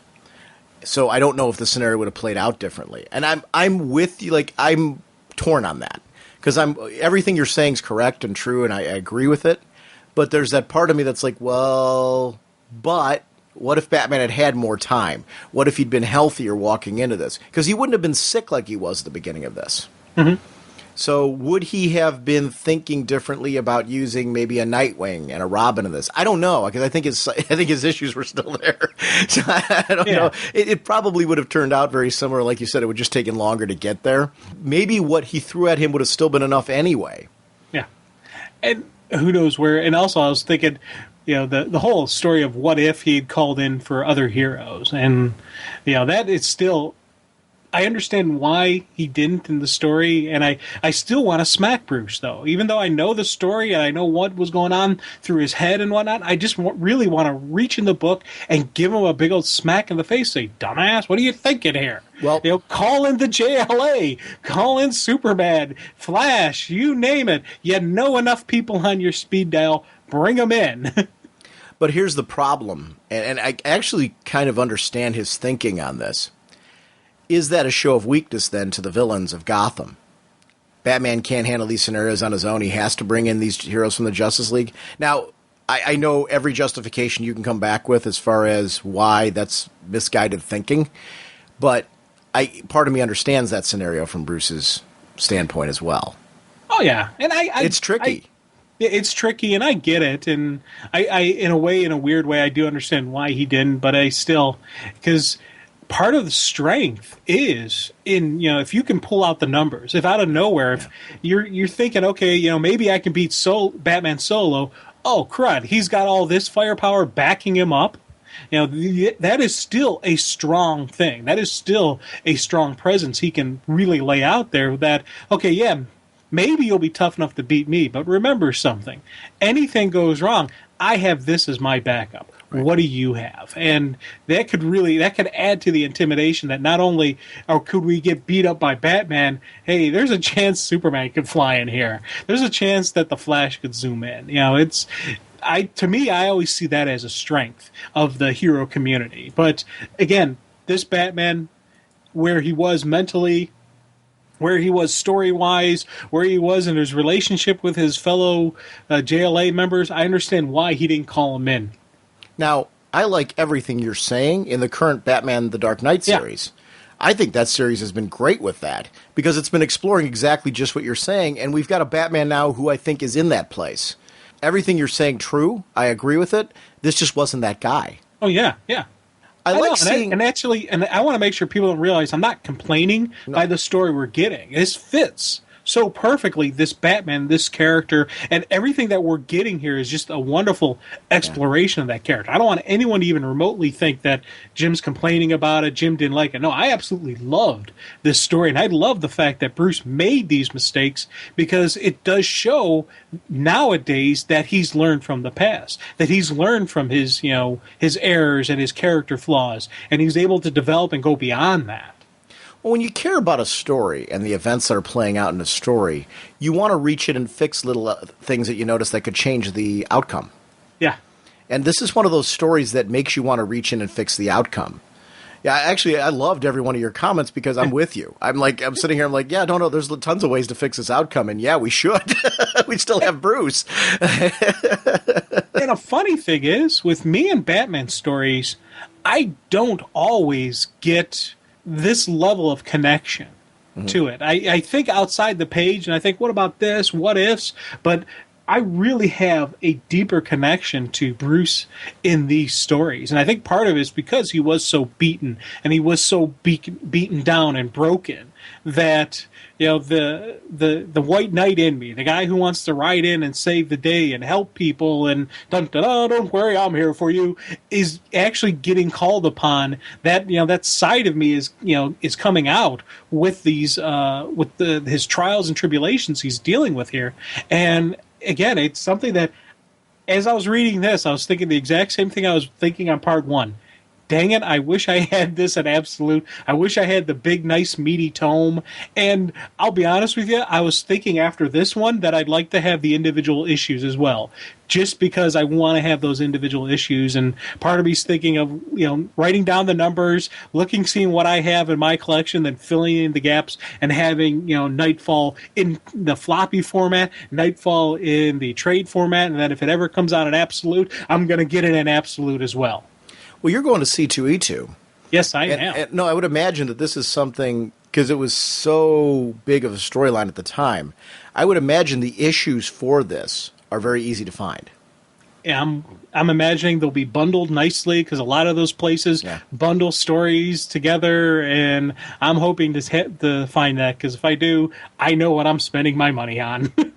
Well, there are a lot of comic shops now that will go to conventions, and we've seen a ton of them. They will go there and they will specifically bundle things. But even if you're looking for some of the stuff predating this, leading up to it, you could easily find that stuff, I'm sure, too.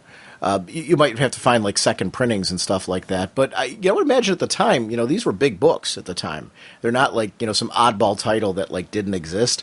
I wonder if the showcase stuff is some of the harder stuff to find. I would imagine that's going to be the tough one. Mm-hmm. I mean, there's only a couple issues there, but probably the lesser selling titles.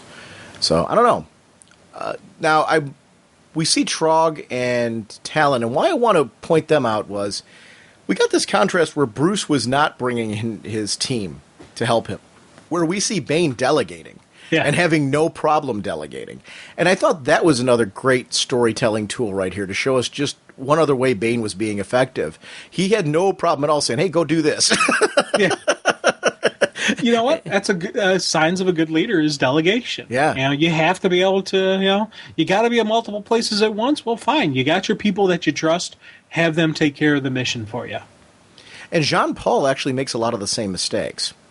So, and it affects him in a very different way than it affects Bruce, and that's something we're going to have to discuss as we kind of organically go from this into Night's End, because we'll have to talk about the build to what happened with Jean-Paul along the way, because he does make the same mistakes Bruce does. He tries to be an island unto himself, and it doesn't work out so well. And I liked seeing how Tim breaks down.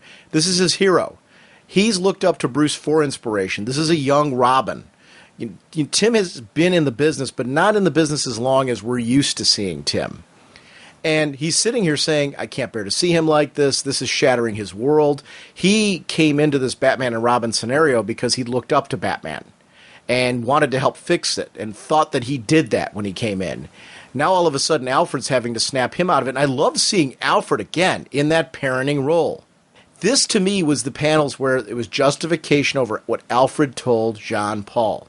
This is exactly what Alfred was trying to prevent. And there's still so much to do, and I can't do it without you. Alfred being very comfortable delegating. Oh, yeah. And the leader at this point. Alfred's the leader at this point. I love that. Yeah, and again, these have been some really cool explorations of Alfred, and we see how important he is in the Bat universe, in the Bat family. It's you throw out there, oh yeah, he's the parent figure, he's the father figure, but it's the patriarch. He is the head of the Wayne family in one light. It's very easy to see Bruce go to him for guidance, Bruce go to him for support, and Tim and Dick and every member of this family. They all have Alfred there as their rock, and I loved seeing him be able to push through. It's this is killing Alfred. This is his son laying down there. It's this is he raised Bruce as from a child. He helped them through the journey, the birth of the mission. He was there worrying about him every single time Bruce went out. Alfred probably had that little sinking feeling in his stomach.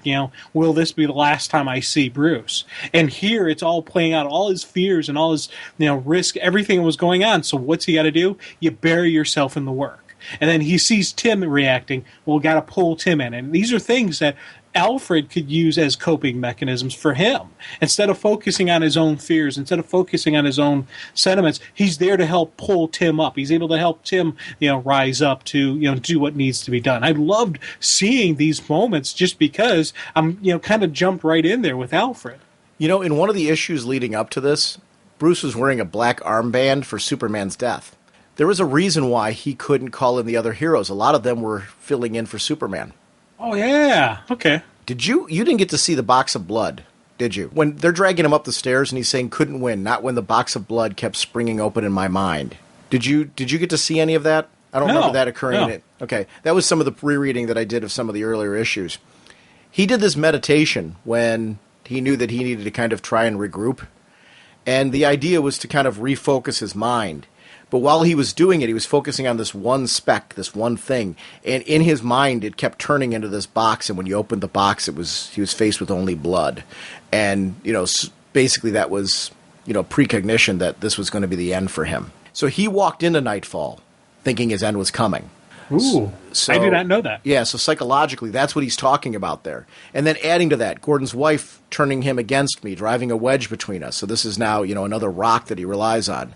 The endless horror and madness, the futility of facing it all. All of his opponents being released and all that. That's why I'm saying there's just a terrific build to this outside of what we were just seeing on the page in the Knightfall storyline. So I love this concept, Vicky Vale gone, Jason gone forever. Every mistake that he's going through as he's being pulled up those stairs adds to Alfred saying, we need a doctor who's going to help him rebuild his will to live, not just his body, but his mind. So that was where Chandra becomes a big part of this as well. Because when this was going on, the Reign of the Superman thing was running. Okay, yeah. It's kind of adding to what you were saying, like, why didn't he call in more heroes? Well, a lot of them, the Justice League had just gone through Doomsday as well. And, a lot of these people were helping out with Superman. Look what happened with Green Lantern in Coast City had happened during this time. So Hal was going through his stuff. Okay, and that's actually what I was reading throughout this time. I was reading all those Superman titles. That's why I never got into the Bat. I never, pulled up any of these issues or anything like that, and that's why I was borrowing them to read to see what happened. But I was getting all the different Superman titles at this time because I was reading the whole, Superman. A little bit before the death of Superman. When I first found out that they were doing the death of Superman, is when I started picking up Superman titles, and then all the outpour, all the issues after the death, I was getting all of those as well. So it was like 2 issues before Knightfall started. There's, and I'm throwing this off the top of my head, so it might have been 2 or 3, somewhere in there. There is a beautiful sequence where Batman's collapsed over his desk. And on his arm, you'll see a Superman armband. It's just kind of a shout out to his buddy who'd taken a fall. And I don't know, I thought it was kind of a cool little detail, something I remembered. But it connected with me now when you were saying why didn't he call for help? And I don't know that there was a whole lot of help to call for, because this really, the superhero community was shaken up during this time. And maybe maybe he could have called those people in still, and they would have been here for him. Probably more so now because of what happened to Superman. But that might have also given his reluctance to do that. Another, like, they need to be elsewhere. Gotham's my city, my problem. And I don't know. It was just kind of an interesting thing. Now, the development, the backstory, or the side story, the cover story, however you want to word it, of what happened to Bruce. I thought, again, that was a really cool attention to detail. It had to be done. It had to be put in there. But just everything, they were going multiple layered of it. First, they start breaking up the car and it's not enough. We got to do more. Hey, let's actually push it off the side of the cliff. And we pushed it off the side of the cliff, but he was thrown from the car. That's why he wasn't in the car when it hit. And every single, this a little extra add-on here, little one more moment on top of it. I thought that, for me, was a really cool moment, a cool attention to detail, and again, another cool usage of Tim and Alfred, because they gotta lay this down. They know they have to protect the secret identity. They have to explain why Bruce Wayne is beaten up at the same time Batman is. I love that Chandra catches on right away, though. Yeah. When she's brought in, she's looking at the whole. First of all, she knows that there was mentally something that he's been going through. But I'm glad that we got to see the immediate connection between the two, because that is something that was built over time, and something that she wanted. She was denying and fighting because he was a patient, but it was something she wanted as well. She had feelings for him as well. This story between Bruce and Chandra is a tragedy, because you've got these two developing a romance together, and it's going to be a deep romance. I guess I might as well talk about it now, because we're not going to see this on the page. It gets to the point where she so builds him back up again in the wheelchair that he wants to marry her, and she would have accepted. So it's a tragic story that just takes a very dark turn. And when we get to the time, I'll explain what happened to her real quick, because people might want to actually read that storyline. But that's something that I don't know. I just thought it's a great storyline. It's a tragic storyline. And I don't know why it didn't. I don't think it was ever collected before now. I know it is being collected in May. That's that second volume. They're going to be collecting NightQuest in there. And I don't believe it was. I might be wrong on that. I don't believe it was ever collected before. And the way that they're releasing the volumes this time around in May, that second volume is going to collect the actual NightQuest storyline, which was not collected before, as far as I know. They always jumped. Cool. They did two volumes of Nightfall, which is everything we're talking about here. They skipped Knight's Quest and collected Knight's End, because Volume 3 was always labeled Knight's End, and they skipped over the part where Jean Paul was the... see, I knew I was going to keep doing it. Jean Paul. Yeah, believe me, anything is better than what I was doing before. But where he was Batman was something that they collect there. What's interesting in this scenario is Bruce is trying to put somebody into his place to fill in for him. And the person that he picks is Jean Paul, and immediately says, do not fight Bane. Stay away from Bane. And even at this point in time, I was thinking that the battle with Bane was going to be Bruce versus Bane. I was still thinking the other costume was going to be Bruce. I didn't think it was. I thought Jean Paul was going to fit in. He was going to be Batman. And Bruce was somehow, by the end of the storyline, was going to come back as Batman again. I thought Chandra was going to somehow help him with a way to be Batman in his condition.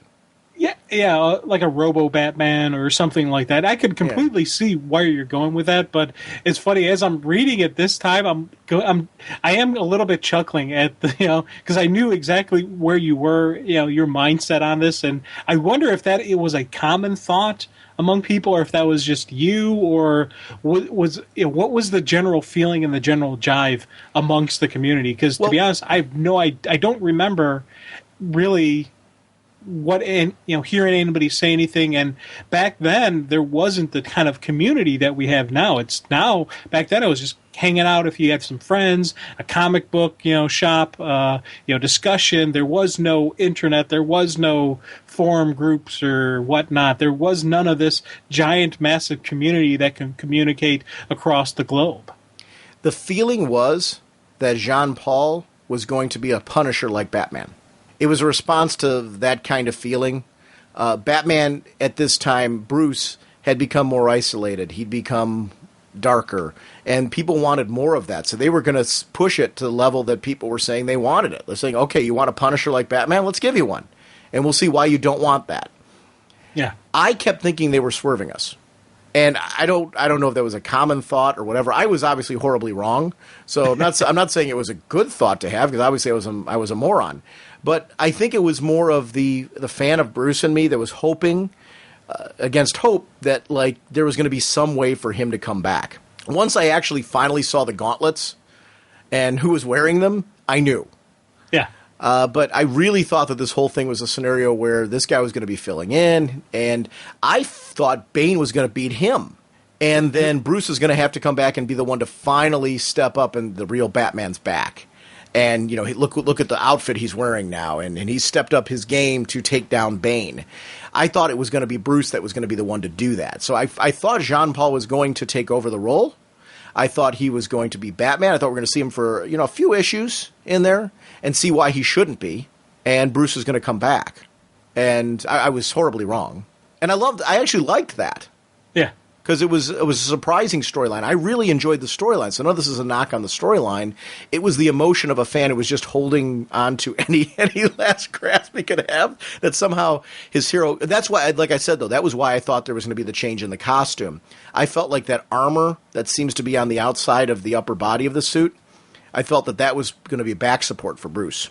Oh, yeah. Oh, I can definitely see what you're saying and what you're thinking. And to be honest, I could see myself having the same line of thought, or even just curious if they're tweaking Batman. And even later on when the costume comes out, Harvey has that Bullock is sitting there saying, hey, it's the kid gloves have come off, it's a wake up call. Bats is gotta kick it up a notch. And that exact same mindset that he's thinking, that is where it's a natural feeling. But one of the scenes that I noticed on one of my read-throughs was when Tim is first handing him the cowl, and first handing Jean-Paul the cowl, you see him look at it, and it's kind of like there was at first a sort of reverence, but then he kind of has that little sly look and like, yeah, I'll be better. And I didn't notice it really the first time I was reading through. Then I noticed, I'm like, ooh, right there. They're starting to lay the groundwork, because they're starting to lay the little teases and the notes and just the general foreshadowing on what's to come. Well, and that's the part where you start seeing this is the actual villain of the story. Yeah. Jean-Paul is meant to be the villain of the story. And the crafting of the villain begins, I shouldn't say it begins here, because we saw the lead into it previous issues. But this is really where, okay, now we see where the storyline's branching off and where it's going to. I don't know. To me, it was just a terrific build-up. I also loved how they introduced Catwoman and her status quo here, because we bring in this Leopold, and this really leads right into the first issue of Catwoman series. So that whole scenario with Bane leads into that. They start working for Bane. That kicks into issue 1 and 2 of Catwoman series, where it's a side story involving them working for Bane. But as you can guess, do you think Bane trusts them? Of course not. No. Come on. Bane doesn't trust anybody. DTA, man. And one of the things it was funny with mentioning Catwoman and Leopold. You know how many times I read that, when she introduces him, and I read Leopard? I kept thinking, Catwoman's sidekick was Leopard. You read it Leopard instead of Leopold? Yeah, I know. That's funny. We talk about mispronouncing names all the time on the show. Well, I can't read, apparently. Oh no, I do that stuff all the time, and then you're probably like me, where once you get that in your head, you can't let it go. Yeah. Well, guess what? I realized that it's Leopold. When? Just now, when you said Leopold. Oh, that's funny. Yeah. Well, it's like Jean Paul. I keep going back to that because for years, up until it was brought to my attention, which is funny. I've heard the name Jean Paul so many times since then, that pronunciation to it, that I just never connected the two, because I'd had so many years of that thinking who he was. In his solo series, obviously I read it that way, because he's not a character you don't see him in animated features or things like that. And if you do, you see him as Azrael. You don't see him out of the costume where people would be referencing his name. So he's one of those characters. I mean, I think he appeared in the Batman the Animated Series. I think I might be wrong on that one, but if he did, it was a very quick thing, and I never registered that I was making the pronunciation problem on him too. It's funny. All you got to do is just think Jean-Luc. Oh, I know, and right there, that'll lock it in. Star Trek can save the day. Right. That still doesn't help because I've still got it. You know what? It's stuck in the brain. The first appearance, the first time I almost said Jean-Luc. First time Jean-Paul swings in and meets up with Gordon, I like that interaction, that little bit between them, because you can see Gordon's like, hey, you okay? Are you all right? And he's able to identify, like, I'm not 100% yet, but I'll get there. And, a really cool cover for him just to make sure that, hey, if they see something a little bit different, this is what I'm covering with. This, and I like that. I like that idea, especially with Tim when they're swinging in. He said, hey, remember to do the voice. The hoarse grating voice Bruce uses. Yeah. Which, kind of applies to the movie that they've been doing those voices from. So, I don't know. It was an interesting appearance because I'm with you. I liked that they played off that he was still not quite himself and that Gordon would notice that to make him feel comfortable. I don't know. It was a really good ending to this story, or at least to this section of the story. Yeah. And even ending with Bruce laying in the bed with, again, he sees the symbol up in the sky and the shadow of the bat on the wall. And as he's just sitting there thinking, I got to tell her everything, And psychologically, too, though, it's been a long, dangerous dance, and maybe the piper must be paid. So still that defeated feeling that, like, maybe this is something that, he has escaped for so long, and now he can no longer escape it. This was something that was destined to happen to him, which shows his mental state. Yeah. Hope this craft can withstand this powerful force. Hey, guys. This is Caleb calling from Atlanta, Georgia. I want to start off by saying happy 300th episode. I've only been a listener for under a year now, but in that short time, I've really come to love this show. It's been a great outlet for me personally to connect with other fans of DC, and most of whom I've never met before. As you know, I was able to enter your contest by submitting an article on how Raging Bullets has played an interesting role in my getting back into reading monthly comics. And from there, I've been able to connect with others who have the same love for comics as I do. And it was an absolute joy to write this article because the show has helped me a lot in sorting out through Flashpoint and the different events leading up to the New 52. So when that transition time came, I was able to jump right in there with you guys and all the other fans and just go wild and speculating about what's coming next and appreciating what we already have. I emailed you guys several months ago about a blog that I started up to talk about comics with a friend of mine, Julian, who also writes for the blog now. Julian and I have been friends for several years, and we met each other through the church that we both are members of. We're both deeply committed to our Christian faith, but we're also big fans of superheroes and comics in general. To us, we've been able to draw a lot of spiritual analogs between the practical aspects of our faith, such as compassion and charity, alongside that of justice and goodness, and find meaningful connections to our favorite comic characters who embody those same qualities. So we decided to start up this little blog. It's just a way for us to express some of those interests, and mainly for ourselves. But we also created several social networking outlets to our main blog, which we call Proclaim Comics, just for fun. And we were shocked to see that through Google+, we'd amassed nearly 400 followers to date. So this little blog turned into something which we could actually connect with the online community around us. I say all this to say that in our email exchange, you guys were very gracious in letting me call in and promote our blog, which can be found at proclaimcomics.blogspot.com. The blog can also be found under the same name at Google+, Facebook, Twitter, and most recently, iTunes. Yes, that's right. We're now amateur podcasters as well, and amateur is definitely the key word there. Julie and I would like to welcome everyone to check out this site if they feel so inclined. We'd love to talk to some other Christian readers, which I imagine exist in the Raging Bullets fan base. So if you're out there, please, contact us or let us know what you think. We'd love to hear it. But we also want to extend the invitation to all comics fans in general, regardless of religious background or faith background. We do approach comics with a Christian worldview, so some topics may not be agreed upon by all visitors, but we're far more interested in having respectful interchanges with people than we are in being unnecessarily offensive. We're still changing some things around and trying to find a good balance of how we work together and as far as that deals with style and content. So things are shifting around a little bit, but we may engage in some topics that contrast with other people's worldviews and beliefs. But we want to emphasize that we'll never demean or belittle anybody through this blog. It's meant, like Raging Bullets, to be a safe haven for discussion and the exchange of ideas, and we'll do everything possible to keep it that way. So again, guys, thanks for the terrific and inspiring podcast. It's been instrumental in the founding of our own. So don't forget to check us out at proclaimcomics.blogspot.com or any of our other social networking outlets. And once again, happy 300, guys. It's been a great ride for the limited time that I've been with you. So thanks again, guys, and I'll see you later. Bye.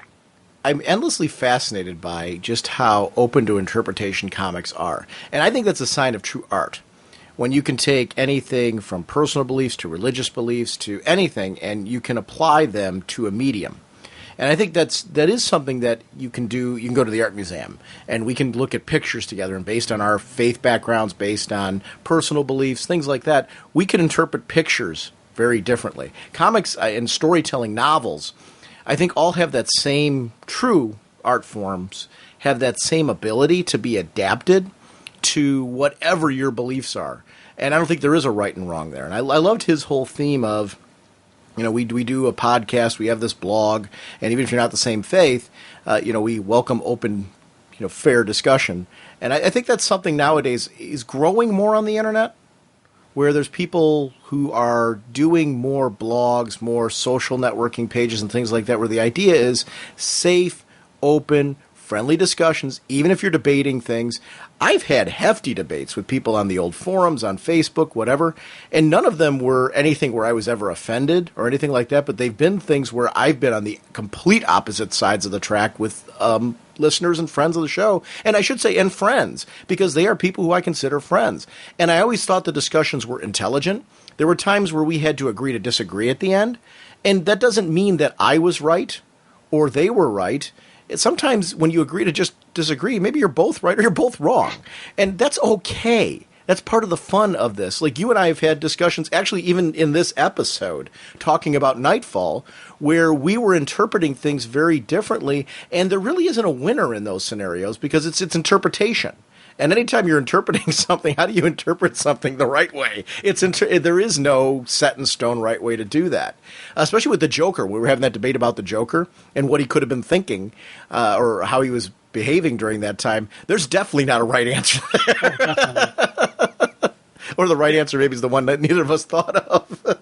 Exactly. And I like the idea of, with the kind of, because there is a lot of faith and religious type of undertones and overtones and just implications. And just, if you look at the hero community, in a different light, it could be a very interesting, discussion. And things could, whenever you enter religion into a discussion, religion and politics, you do run the risk of it being, a passionate discussion. Sure. Because these are things that people take very personally and it's how a person can identify themselves. So, yeah. But even within set religions, you're going to have people who have different beliefs within that religion, different interpretations within that religion, which is going to lead to some hearty debates, which I always find interesting as well. So I do think that comics lend themselves naturally to some interesting religious debate, which is kind of fun. To me, any of that stuff adds value to what you're reading, because you're then taking something that is an entertainment medium and you're applying it to a different aspect of life. People do this with television and film all the time. So I think it's interesting to see that explored in comics. I think it's great. I wish him a lot of success. Hey, good afternoon, Sean. Good afternoon, Jim. At least it's afternoon here in New Hampshire. This is Jim from the far northern reaches of the state of New Hampshire, and when I called you last time, there was one other thing I wanted to mention, and this tells you the importance of a podcast like Raging Bullets.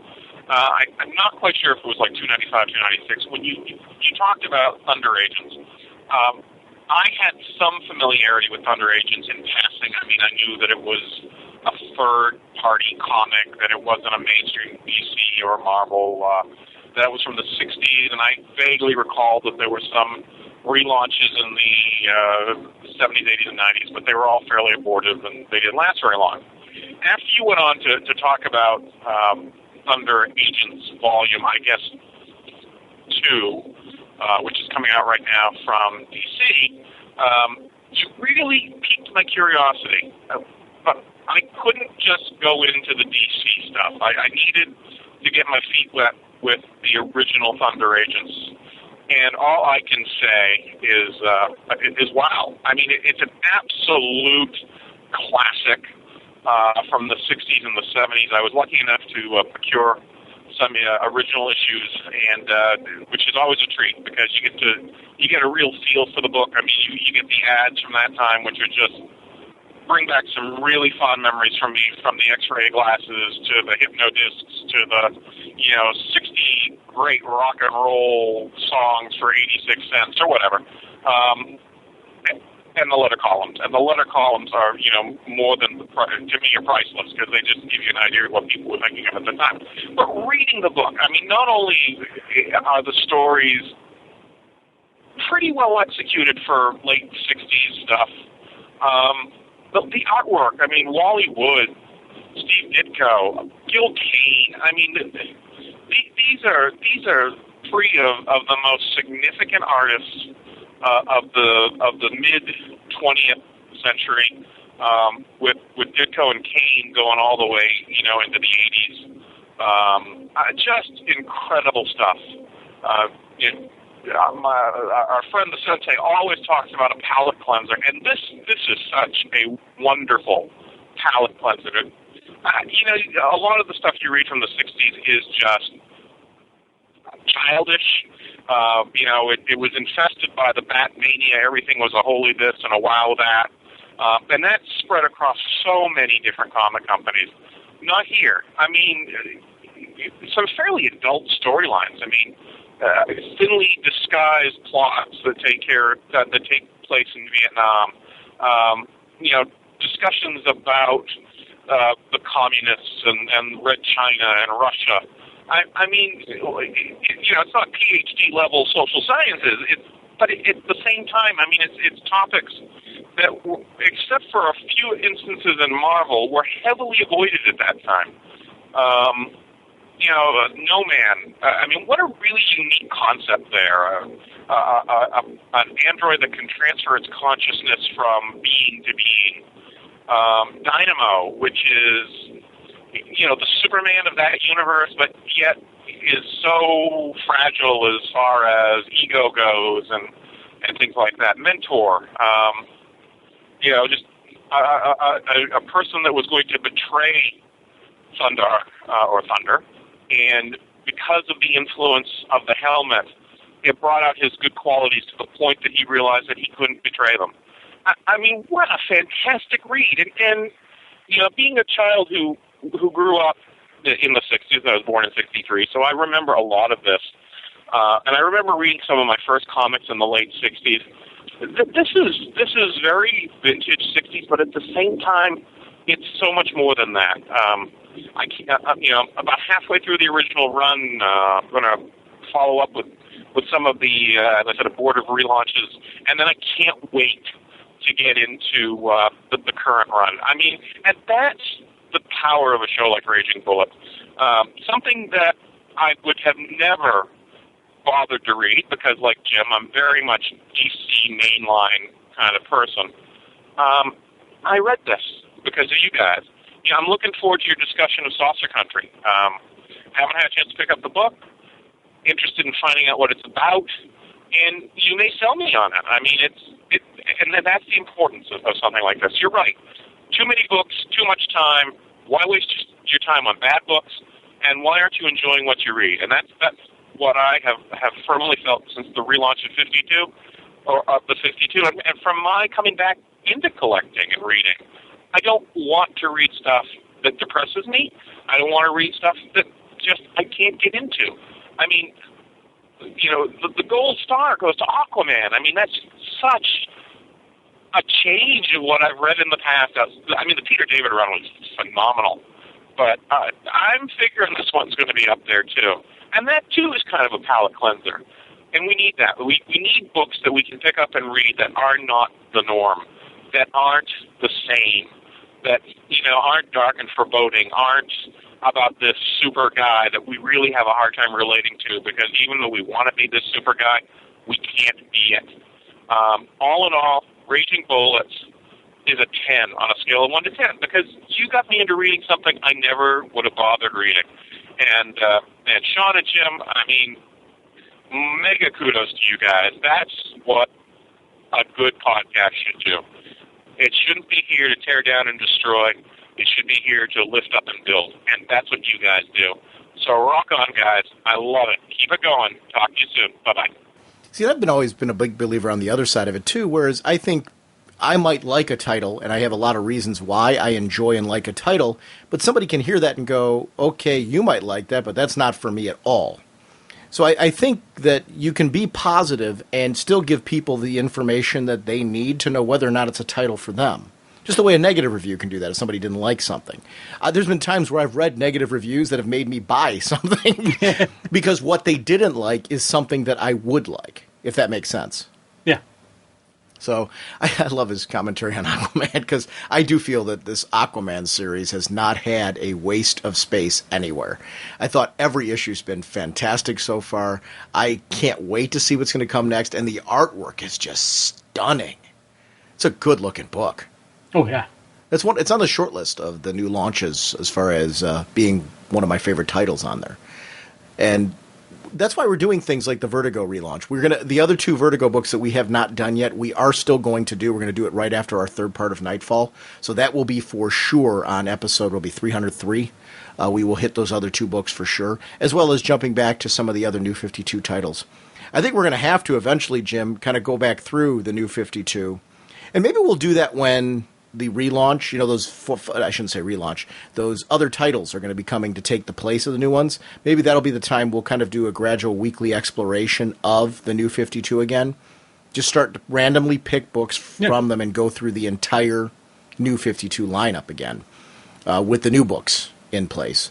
Just to decide how we're feeling about the books as they progressed along the way, to give people some information as far as what titles should they be jumping on and which ones they shouldn't. But also giving us a chance to kind of go over the whole universe again. Yeah, because I think it's time to start doing that after we're done with Knightfall, and we'll be ready for those new books. I'm excited for some of the new titles that are coming down the pike. Hey, Sean and Jim, this is Jamie Dunst, JD74 on the boards, or was the boards. Calling to talk about some books I read. I wanted to start off with Justice League number 7. Real quick, I thought it was a good story, seeing the modern JLA, or Justice League, and kind of getting it from the perspective of Steve Trevor, which I thought was an interesting viewpoint. I thought the artwork of Gene Ha was amazing, and overall I thought it was a really good story. Then we have the backup for Shazam. I'm not sure how I feel about it yet. I love the art. I'm not sure I totally love the new take on Billy Batson, but it's a backup and it's just beginning, so who knows where it's going to go. So I'm kind of curious about that. Then I want to talk about Batman number 7 and Nightwing number 7. Batman was just amazing. I loved this whole story with the Court of Owls, and I love the interaction between Dick and Bruce, which leads me into Nightwing, because this is finishing up the story that's going on in Nightwing, and overall I just thought that was great. But I loved how the two books intersected with each other in learning a revelation about Dick Grayson and the Court of Owls. And I just loved how you didn't have to read either one of those books to get that shock, but having read both of them and seeing it from two different views gave it a really nice feel. So those books were just amazing. Then I read Green Lantern Corps, number 7. And this was an amazing John Stewart issue. I loved how he brought back a fallen comrade to his parents and the things that he had to deal with in, honoring this person that he killed. And I'm looking forward to seeing the repercussions for this because there's going to be, and it's going to be interesting to see what happens. But this issue was really good. It was a nice John Stewart issue, and the final issue I want to talk about is Tiny Titans number 50. This is a book that's always been one of my top of the stack books. And this was a really cool issue. You see the conclusion of the Beast Boy Terra, love story, I guess. And it was really nice. I'm going to miss this book. It was a great 50 issues, and I always have the back issues to look at and laugh and enjoy it, and I can show it to my kid when she's old enough. It's a really nice book, and that's about it. So that's it. I'll talk to you guys soon. Bye. Tiny Titans is one of those books that I hope becomes a cult classic, like that people refer back to as a title that you should read that you probably missed. Yeah. Because, first of all, I give DC credit for giving it 50 issues, and because I think it's a special book. And I think it's great that it had a meaty run. It's great that it's going to have multiple trades. For myself, I'm going to say it again. I've said it multiple times on the show. I bought it for me. Loved it for me. Bought trades of it for my classroom, third graders. That book got so beat up, it's still running around my classroom. My kids will draw the Tiny Titans characters. And this actually goes to the other work of Art and Franco, the Patrick the Wolf Boy. Their books and the way that they present their material for all ages just lend themselves to kids really thinking beyond the issues and doing their own things with the characters. I love that. I mean, that to me is what comics should be about for younger readers. It should be about building imagination. It should be opening up doors to them trying to create their own works. And I think that's great. And it's, I don't know, I can't compliment Tiny Titans enough as a series and just the work of Art and Franco on what they do with all ages material. You refer to kids when you talk about this stuff, and a lot of times you diminish the fact at how just great the material is for everybody. It's like Pixar. I love Pixar movies. I think that they're watchable on multiple levels, and for me, I think there's a ton of stuff in there. There's a ton of content in there that's made clearly for adults. And Tiny Titans has that. A lot of content that's meant for long times Teen Titans readers. Little nods and, things that make you smile and chuckle because the continuity and they do too and they're playing it in there. But the accessibility is just amazing from that Tiny Titans. Come on, I love Tiny Titans and I have absolutely nothing to do with children. Yeah. By choice. It's a great comic, I'm not a big fan of little children. Let's be honest. We know, you're a teacher, you love kids, you interaction with them and you're wonderful with it. I'm really not I'm not good with the little children, and so it's a good thing that I don't have them of my own. So, but this is a comic that, I don't care if it was written for. I really enjoyed it, and it was something I had fun with it. All the little comments you made about just the little hidden stuff and the little, just a little bit, those little hidden things that the Easter eggs that we know and that they know because they are longtime comic fans. They know the Teen Titans histories. They know the little backstories. So it's a really extra little fun stuff, but even just a straightforward fun story. They're telling no hidden meanings, just what's on the page. It's entertaining, and it's, I throw out Palate Cleanser a lot, but this even goes beyond Palate Cleanser. This is in itself a good story. So I always recommend this to people. Pick it up, pick up a trade, read it, pick up an issue. You'll have fun with it. Are you saying the palate cleansers aren't a good story? I'm saying it's not just I'm just teasing. It's the way you worded that. I know. I had to throw that out. And as I was saying, I'm like, oh boy, get ready, Jim, here it comes. That's why I just stopped you. I'm not going to make you go through a tirade over that. It's. I think they're going to get you for a soundbite, though. I don't even like kids, and I enjoyed this. Yeah. See, that's big quotes on the next trade. Jim Seguin says. Wow. It's a great book, though. You're right. He mentioned Justice League #7, which is a book that had the Gene Ha artwork. I am a huge Gene Ha fan. And I think when Gene Ha and Art Lion work together, it's always magic. I think the two of them, they just understand their philosophies. I think Gene understands what Art's going to do with the colors. Art understands what Gene's trying to do with the story. I think every time they try to do something, the art styling and the color work that they do, everything from the pencils to inking to the finished product, it really is personalized to the story they're trying to tell. And that's something I've always liked about them. It just stands out. There's just a lot of pop to what they do. So for me, when they were on that issue, it was something that just stood out for me as being something special. Because I think this Justice League run has been special in general. And if you're going to have an issue where you're going to have a fill-in team on there, and they've recently done some terrific work on Action Comics as well. When these guys pop onto things, it's just whoa. It's amazing. So I don't know. That issue just stood out for me as well. I just got framed recently.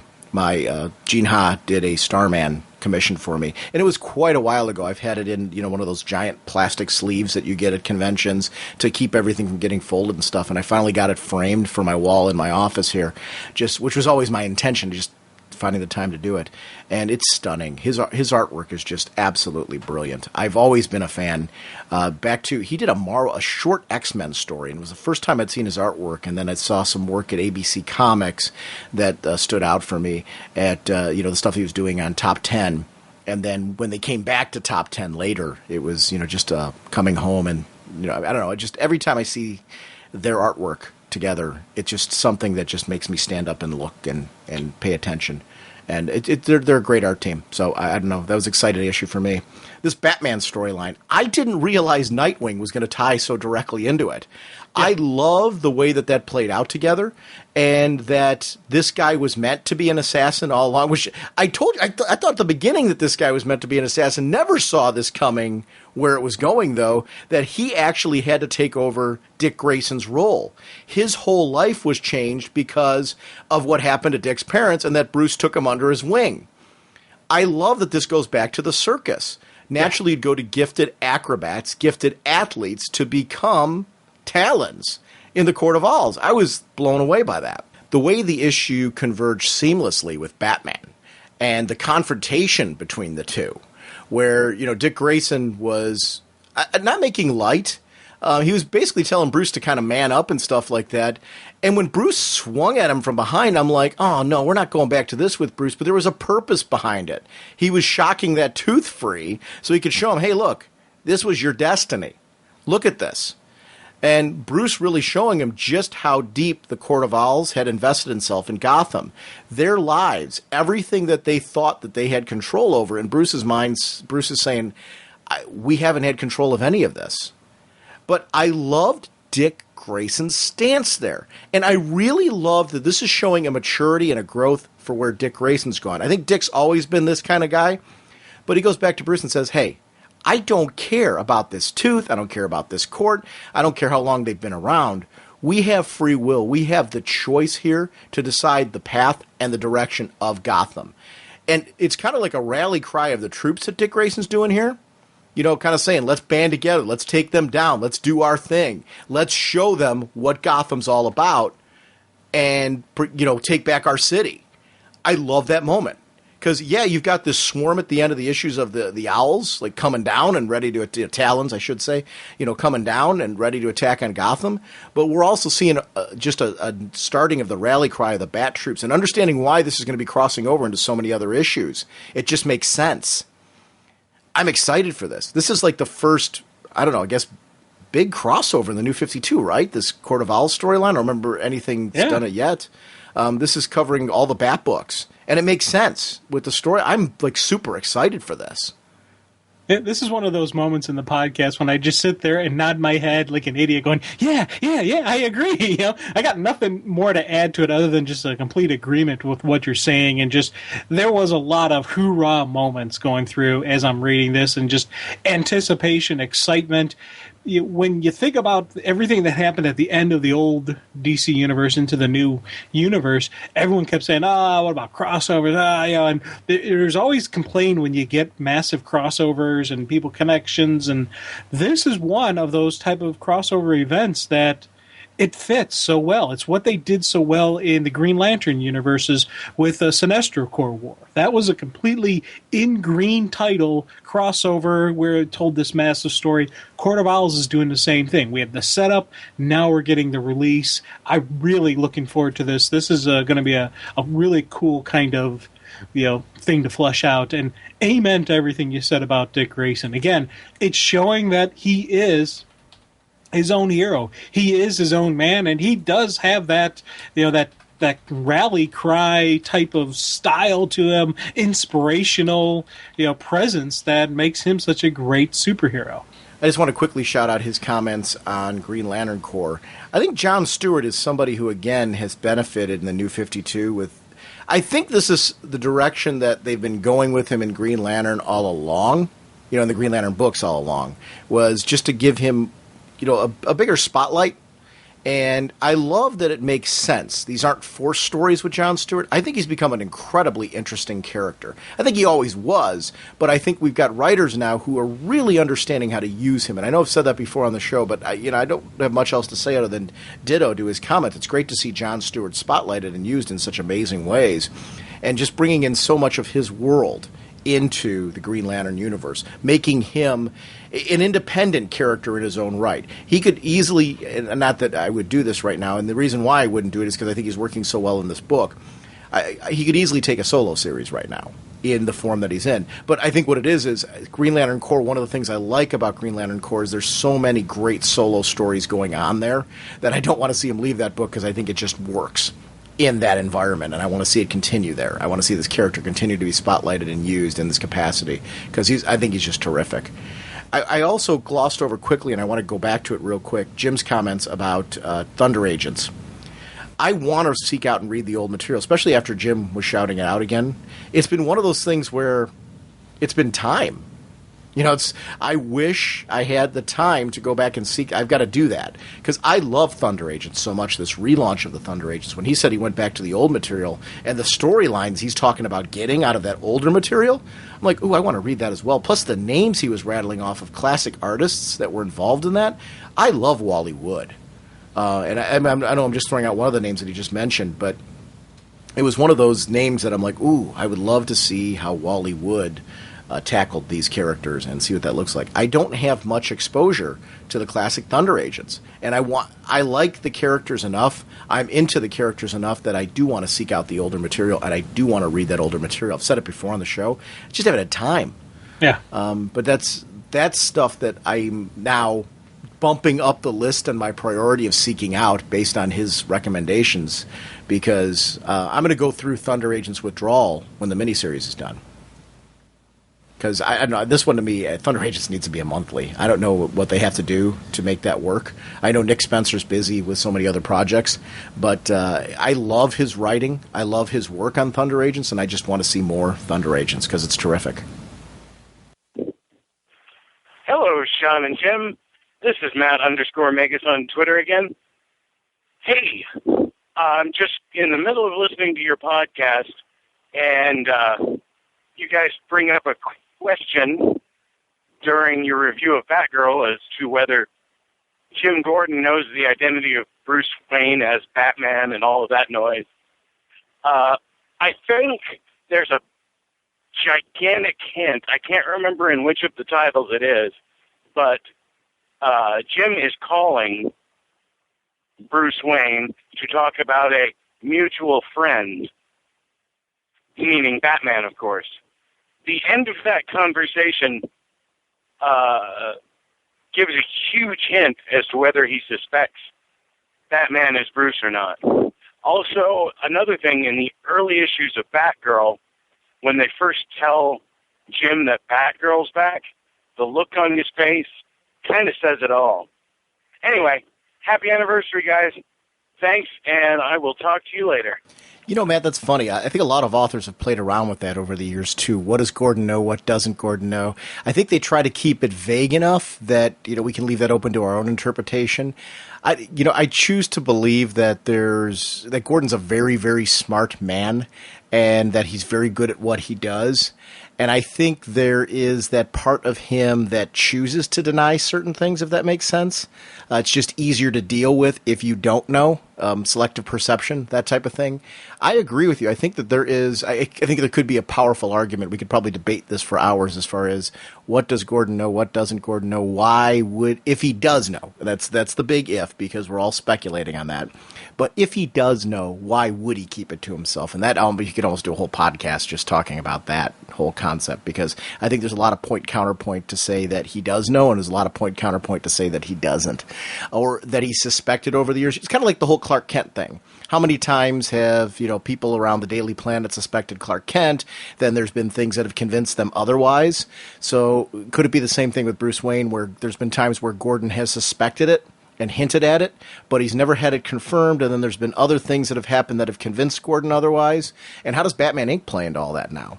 Has that thrown Gordon off the trail? Has that made Gordon more convinced? I don't know. Those are interesting stories to tell.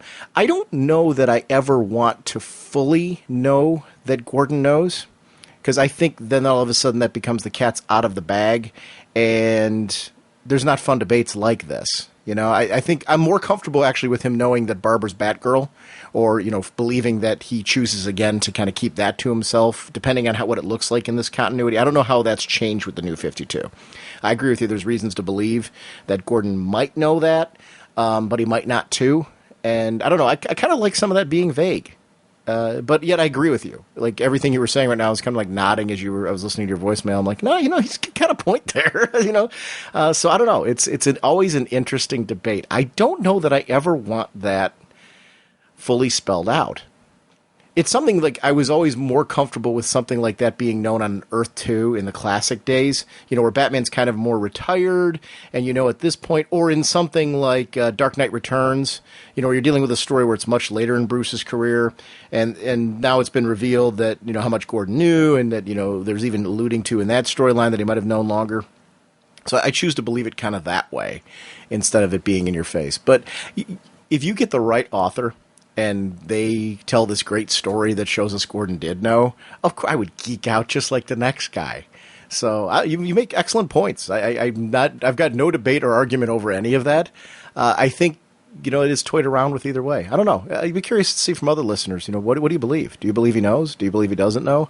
Why or why not? And with any hero, what is your belief on the status quo of these characters?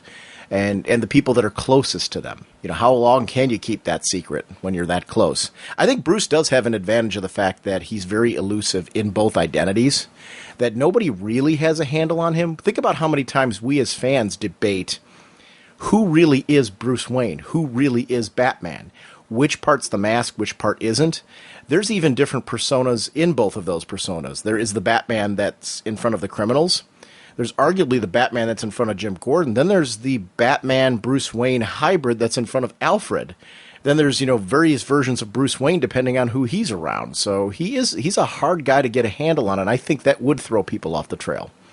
But I don't know. It's always an interesting debate. It's one of the things I love the most about the Batman universe, his supporting cast and the characters, is that there's so many different directions you can go with all this. Hi, Sean and Jim. I was calling to let you guys know that I've really enjoyed your guys' podcast over the years.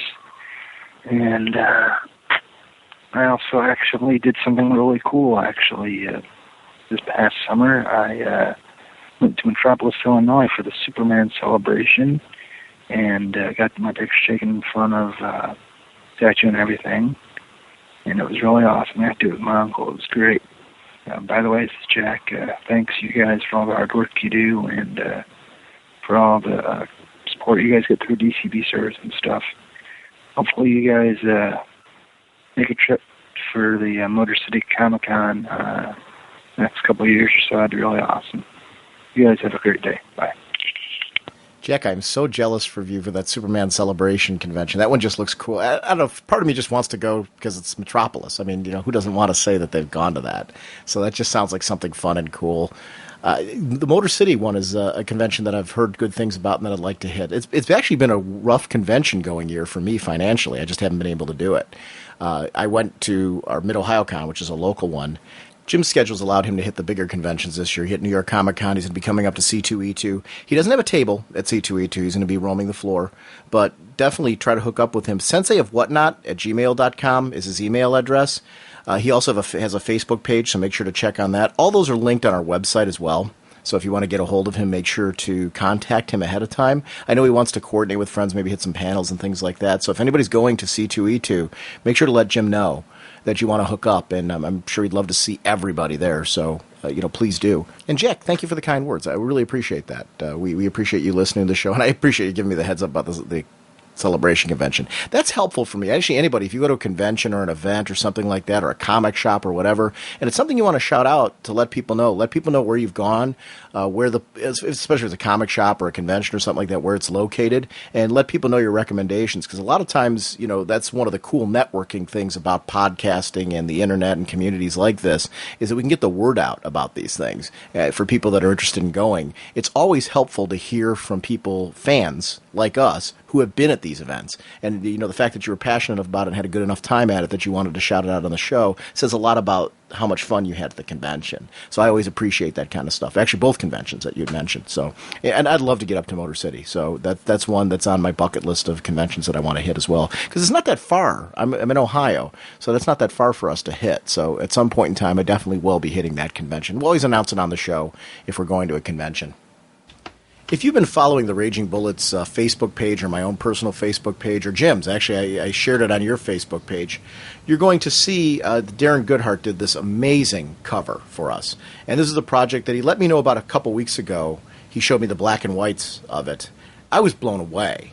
What he did was he took the Brave and the Bold concept and took two of the favorite characters that we've talked about in show history, Jim's love for the Freddie Williams Robin and my love for Hawkman, and put them together in a Brave and the Bold, and it just put, it was kind of like a fantasy Brave and the Bold cover where he did what if Gail Simone and Freddie Williams put together a Brave and the Bold issue, taking two of our show favorites and putting them together, and just as a celebration of the show history. And if you haven't seen the cover, please go check out either of those pages. I will also post it on the Raging Bullets website as of when this episode's going to go up, so you can check it out. I was blown away by it. I want to shout out Darren and everybody else who's just done amazing things, from shout-outs to us for our 300th to things they did for the contest that Caleb was talking about earlier. Everything that people have done. There's been wonderful blogs and articles. Rob McIntyre did something for his blog about our show. And I know if I was trying to go through a list right now, I would leave people out. If there's something that you think I haven't linked to somewhere on our website or Facebook pages or something, and you want people to know that it's there, or you think maybe Jim and I missed it, let us know. Because I try to catch everything that people have done, but I genuinely want to be able to see and comment on anything that you've done. I'm floored by everybody, and I just want to really thank all of the community that supports Raging Bullets out there, from podcasters. I know we've done this before on the show, but I think it's a good time. We're talking about Darren's cover to just kind of shout out everybody who's just done such amazing things. I am overwhelmed by the cool things that people have done in celebration of 300 shows for this podcast. And I really thank you for that, because it just means a lot to know that people appreciate the things that we do here. And we're very happy and proud to be a part of such a great community. There's no other way to say it. Yeah, and I do a lot of the goofy stuff, and just, I don't always show a serious side on this show, and I just want to make sure that y'all realize just how much the Raging Bullets and everybody who's involved with this and ever sending comments and whatnot. Just, it really means a lot to me, and I just really want to say thank you. It's, I'm going to be a little serious here for the old sensei, but this has been the longest, pretty much the longest commitment I've ever had in my life. It's over 6 years put into this, and for me to even think that it would have gone this long when we first started, I had no idea where I was going to go, or all the different wonderful people I've gotten to meet over time. And thank you very much. And, and as I said, to Darren, you, not only, my friend, did you get an outstanding, you get a whoosh on that artwork. Thank you very much. I love that the whoosh is being serious for a second. Yes, that's as serious as I get, man. Come on. That's funny. Our show voicemail line is 1-440-388-4434 or Dr. Norge on Skype. You can always find that on the show website and in the show notes. We love having you part of the show, so please feel free to call in. We do have a couple more voicemails that we will be airing next week on our show, but please feel free to call in at any point in time. I go in order that we get all the voicemails, and I do air every voicemail we get on the show. So if you have questions, comments, anything that you want to put on the podcast, please call in, because we love using them, and we use every one of them. So it's always worth calling into the show. There they are, all alone except for that old character. Our sponsors for this episode are DCBService.com and InStockTrades.com over at DCBService.com. Do not forget the Before Watchmen bundle. $15.96 regularly, 75% off, only $3.99. Over at InStockTrades.com, remember Flex Mentalo, the Man of Muscle Mystery. That's $22.99 regularly, 50% off, only $11.49. And I want to thank DCBService.com and InStockTrades.com for supporting our show. Remember that DCBService.com is a digital comic source as well. So if you click on their digital comic buttons, the various digital comic buttons that are up there, any of those digital comics you purchase through them, they don't cost any more through them, but they do give you credit towards bigger discounts on the DCB Service site. So please consider doing that from DCBService.com. And once again, we want to thank them for supporting our show. I hope everyone liked this first part. What ended up happening, like I mentioned earlier in the show, we wound up with a well over 4.5 hour podcast. Now with kind of cleaning everything up and editing it, it looks like I'm going to have roughly a little over two hour plus, slightly plus episodes. We have 2 more Knightfall Book 2 segments that have already been recorded. It looks like edited, they're going to work out to be about 2 hours after take out all the pauses and stuff. So we're going to be releasing that Thursday, Friday. The reason why I'm being vague on that, before Jim leaves for C2E2, we're going to be recording Night's End. We have the whole Night's End story arc that Jim and I are going to record, because we want to have all the segments done and in place, so that way I can start figuring out how to release the rest of it in a way that makes logical sense, so also that we can move back to current continuity books as well. So it's going to be kind of fun. I'm really excited to talk Night's End, because I know for sure that's a storyline that Jim hasn't read, to get his reaction to how this all wrapped up. So we'll see you in a few days. Bye! Flying through space and time, 1,000 different lifetimes. Faded for love and loss and incredibly clear sightlines. Swinging your mace around, such a practical outlook. Helping the JSA and occasionally supporting your own book. Hawkman, Hawkman, eagle eyes can't see. Hawkman, your plan and what you do to me.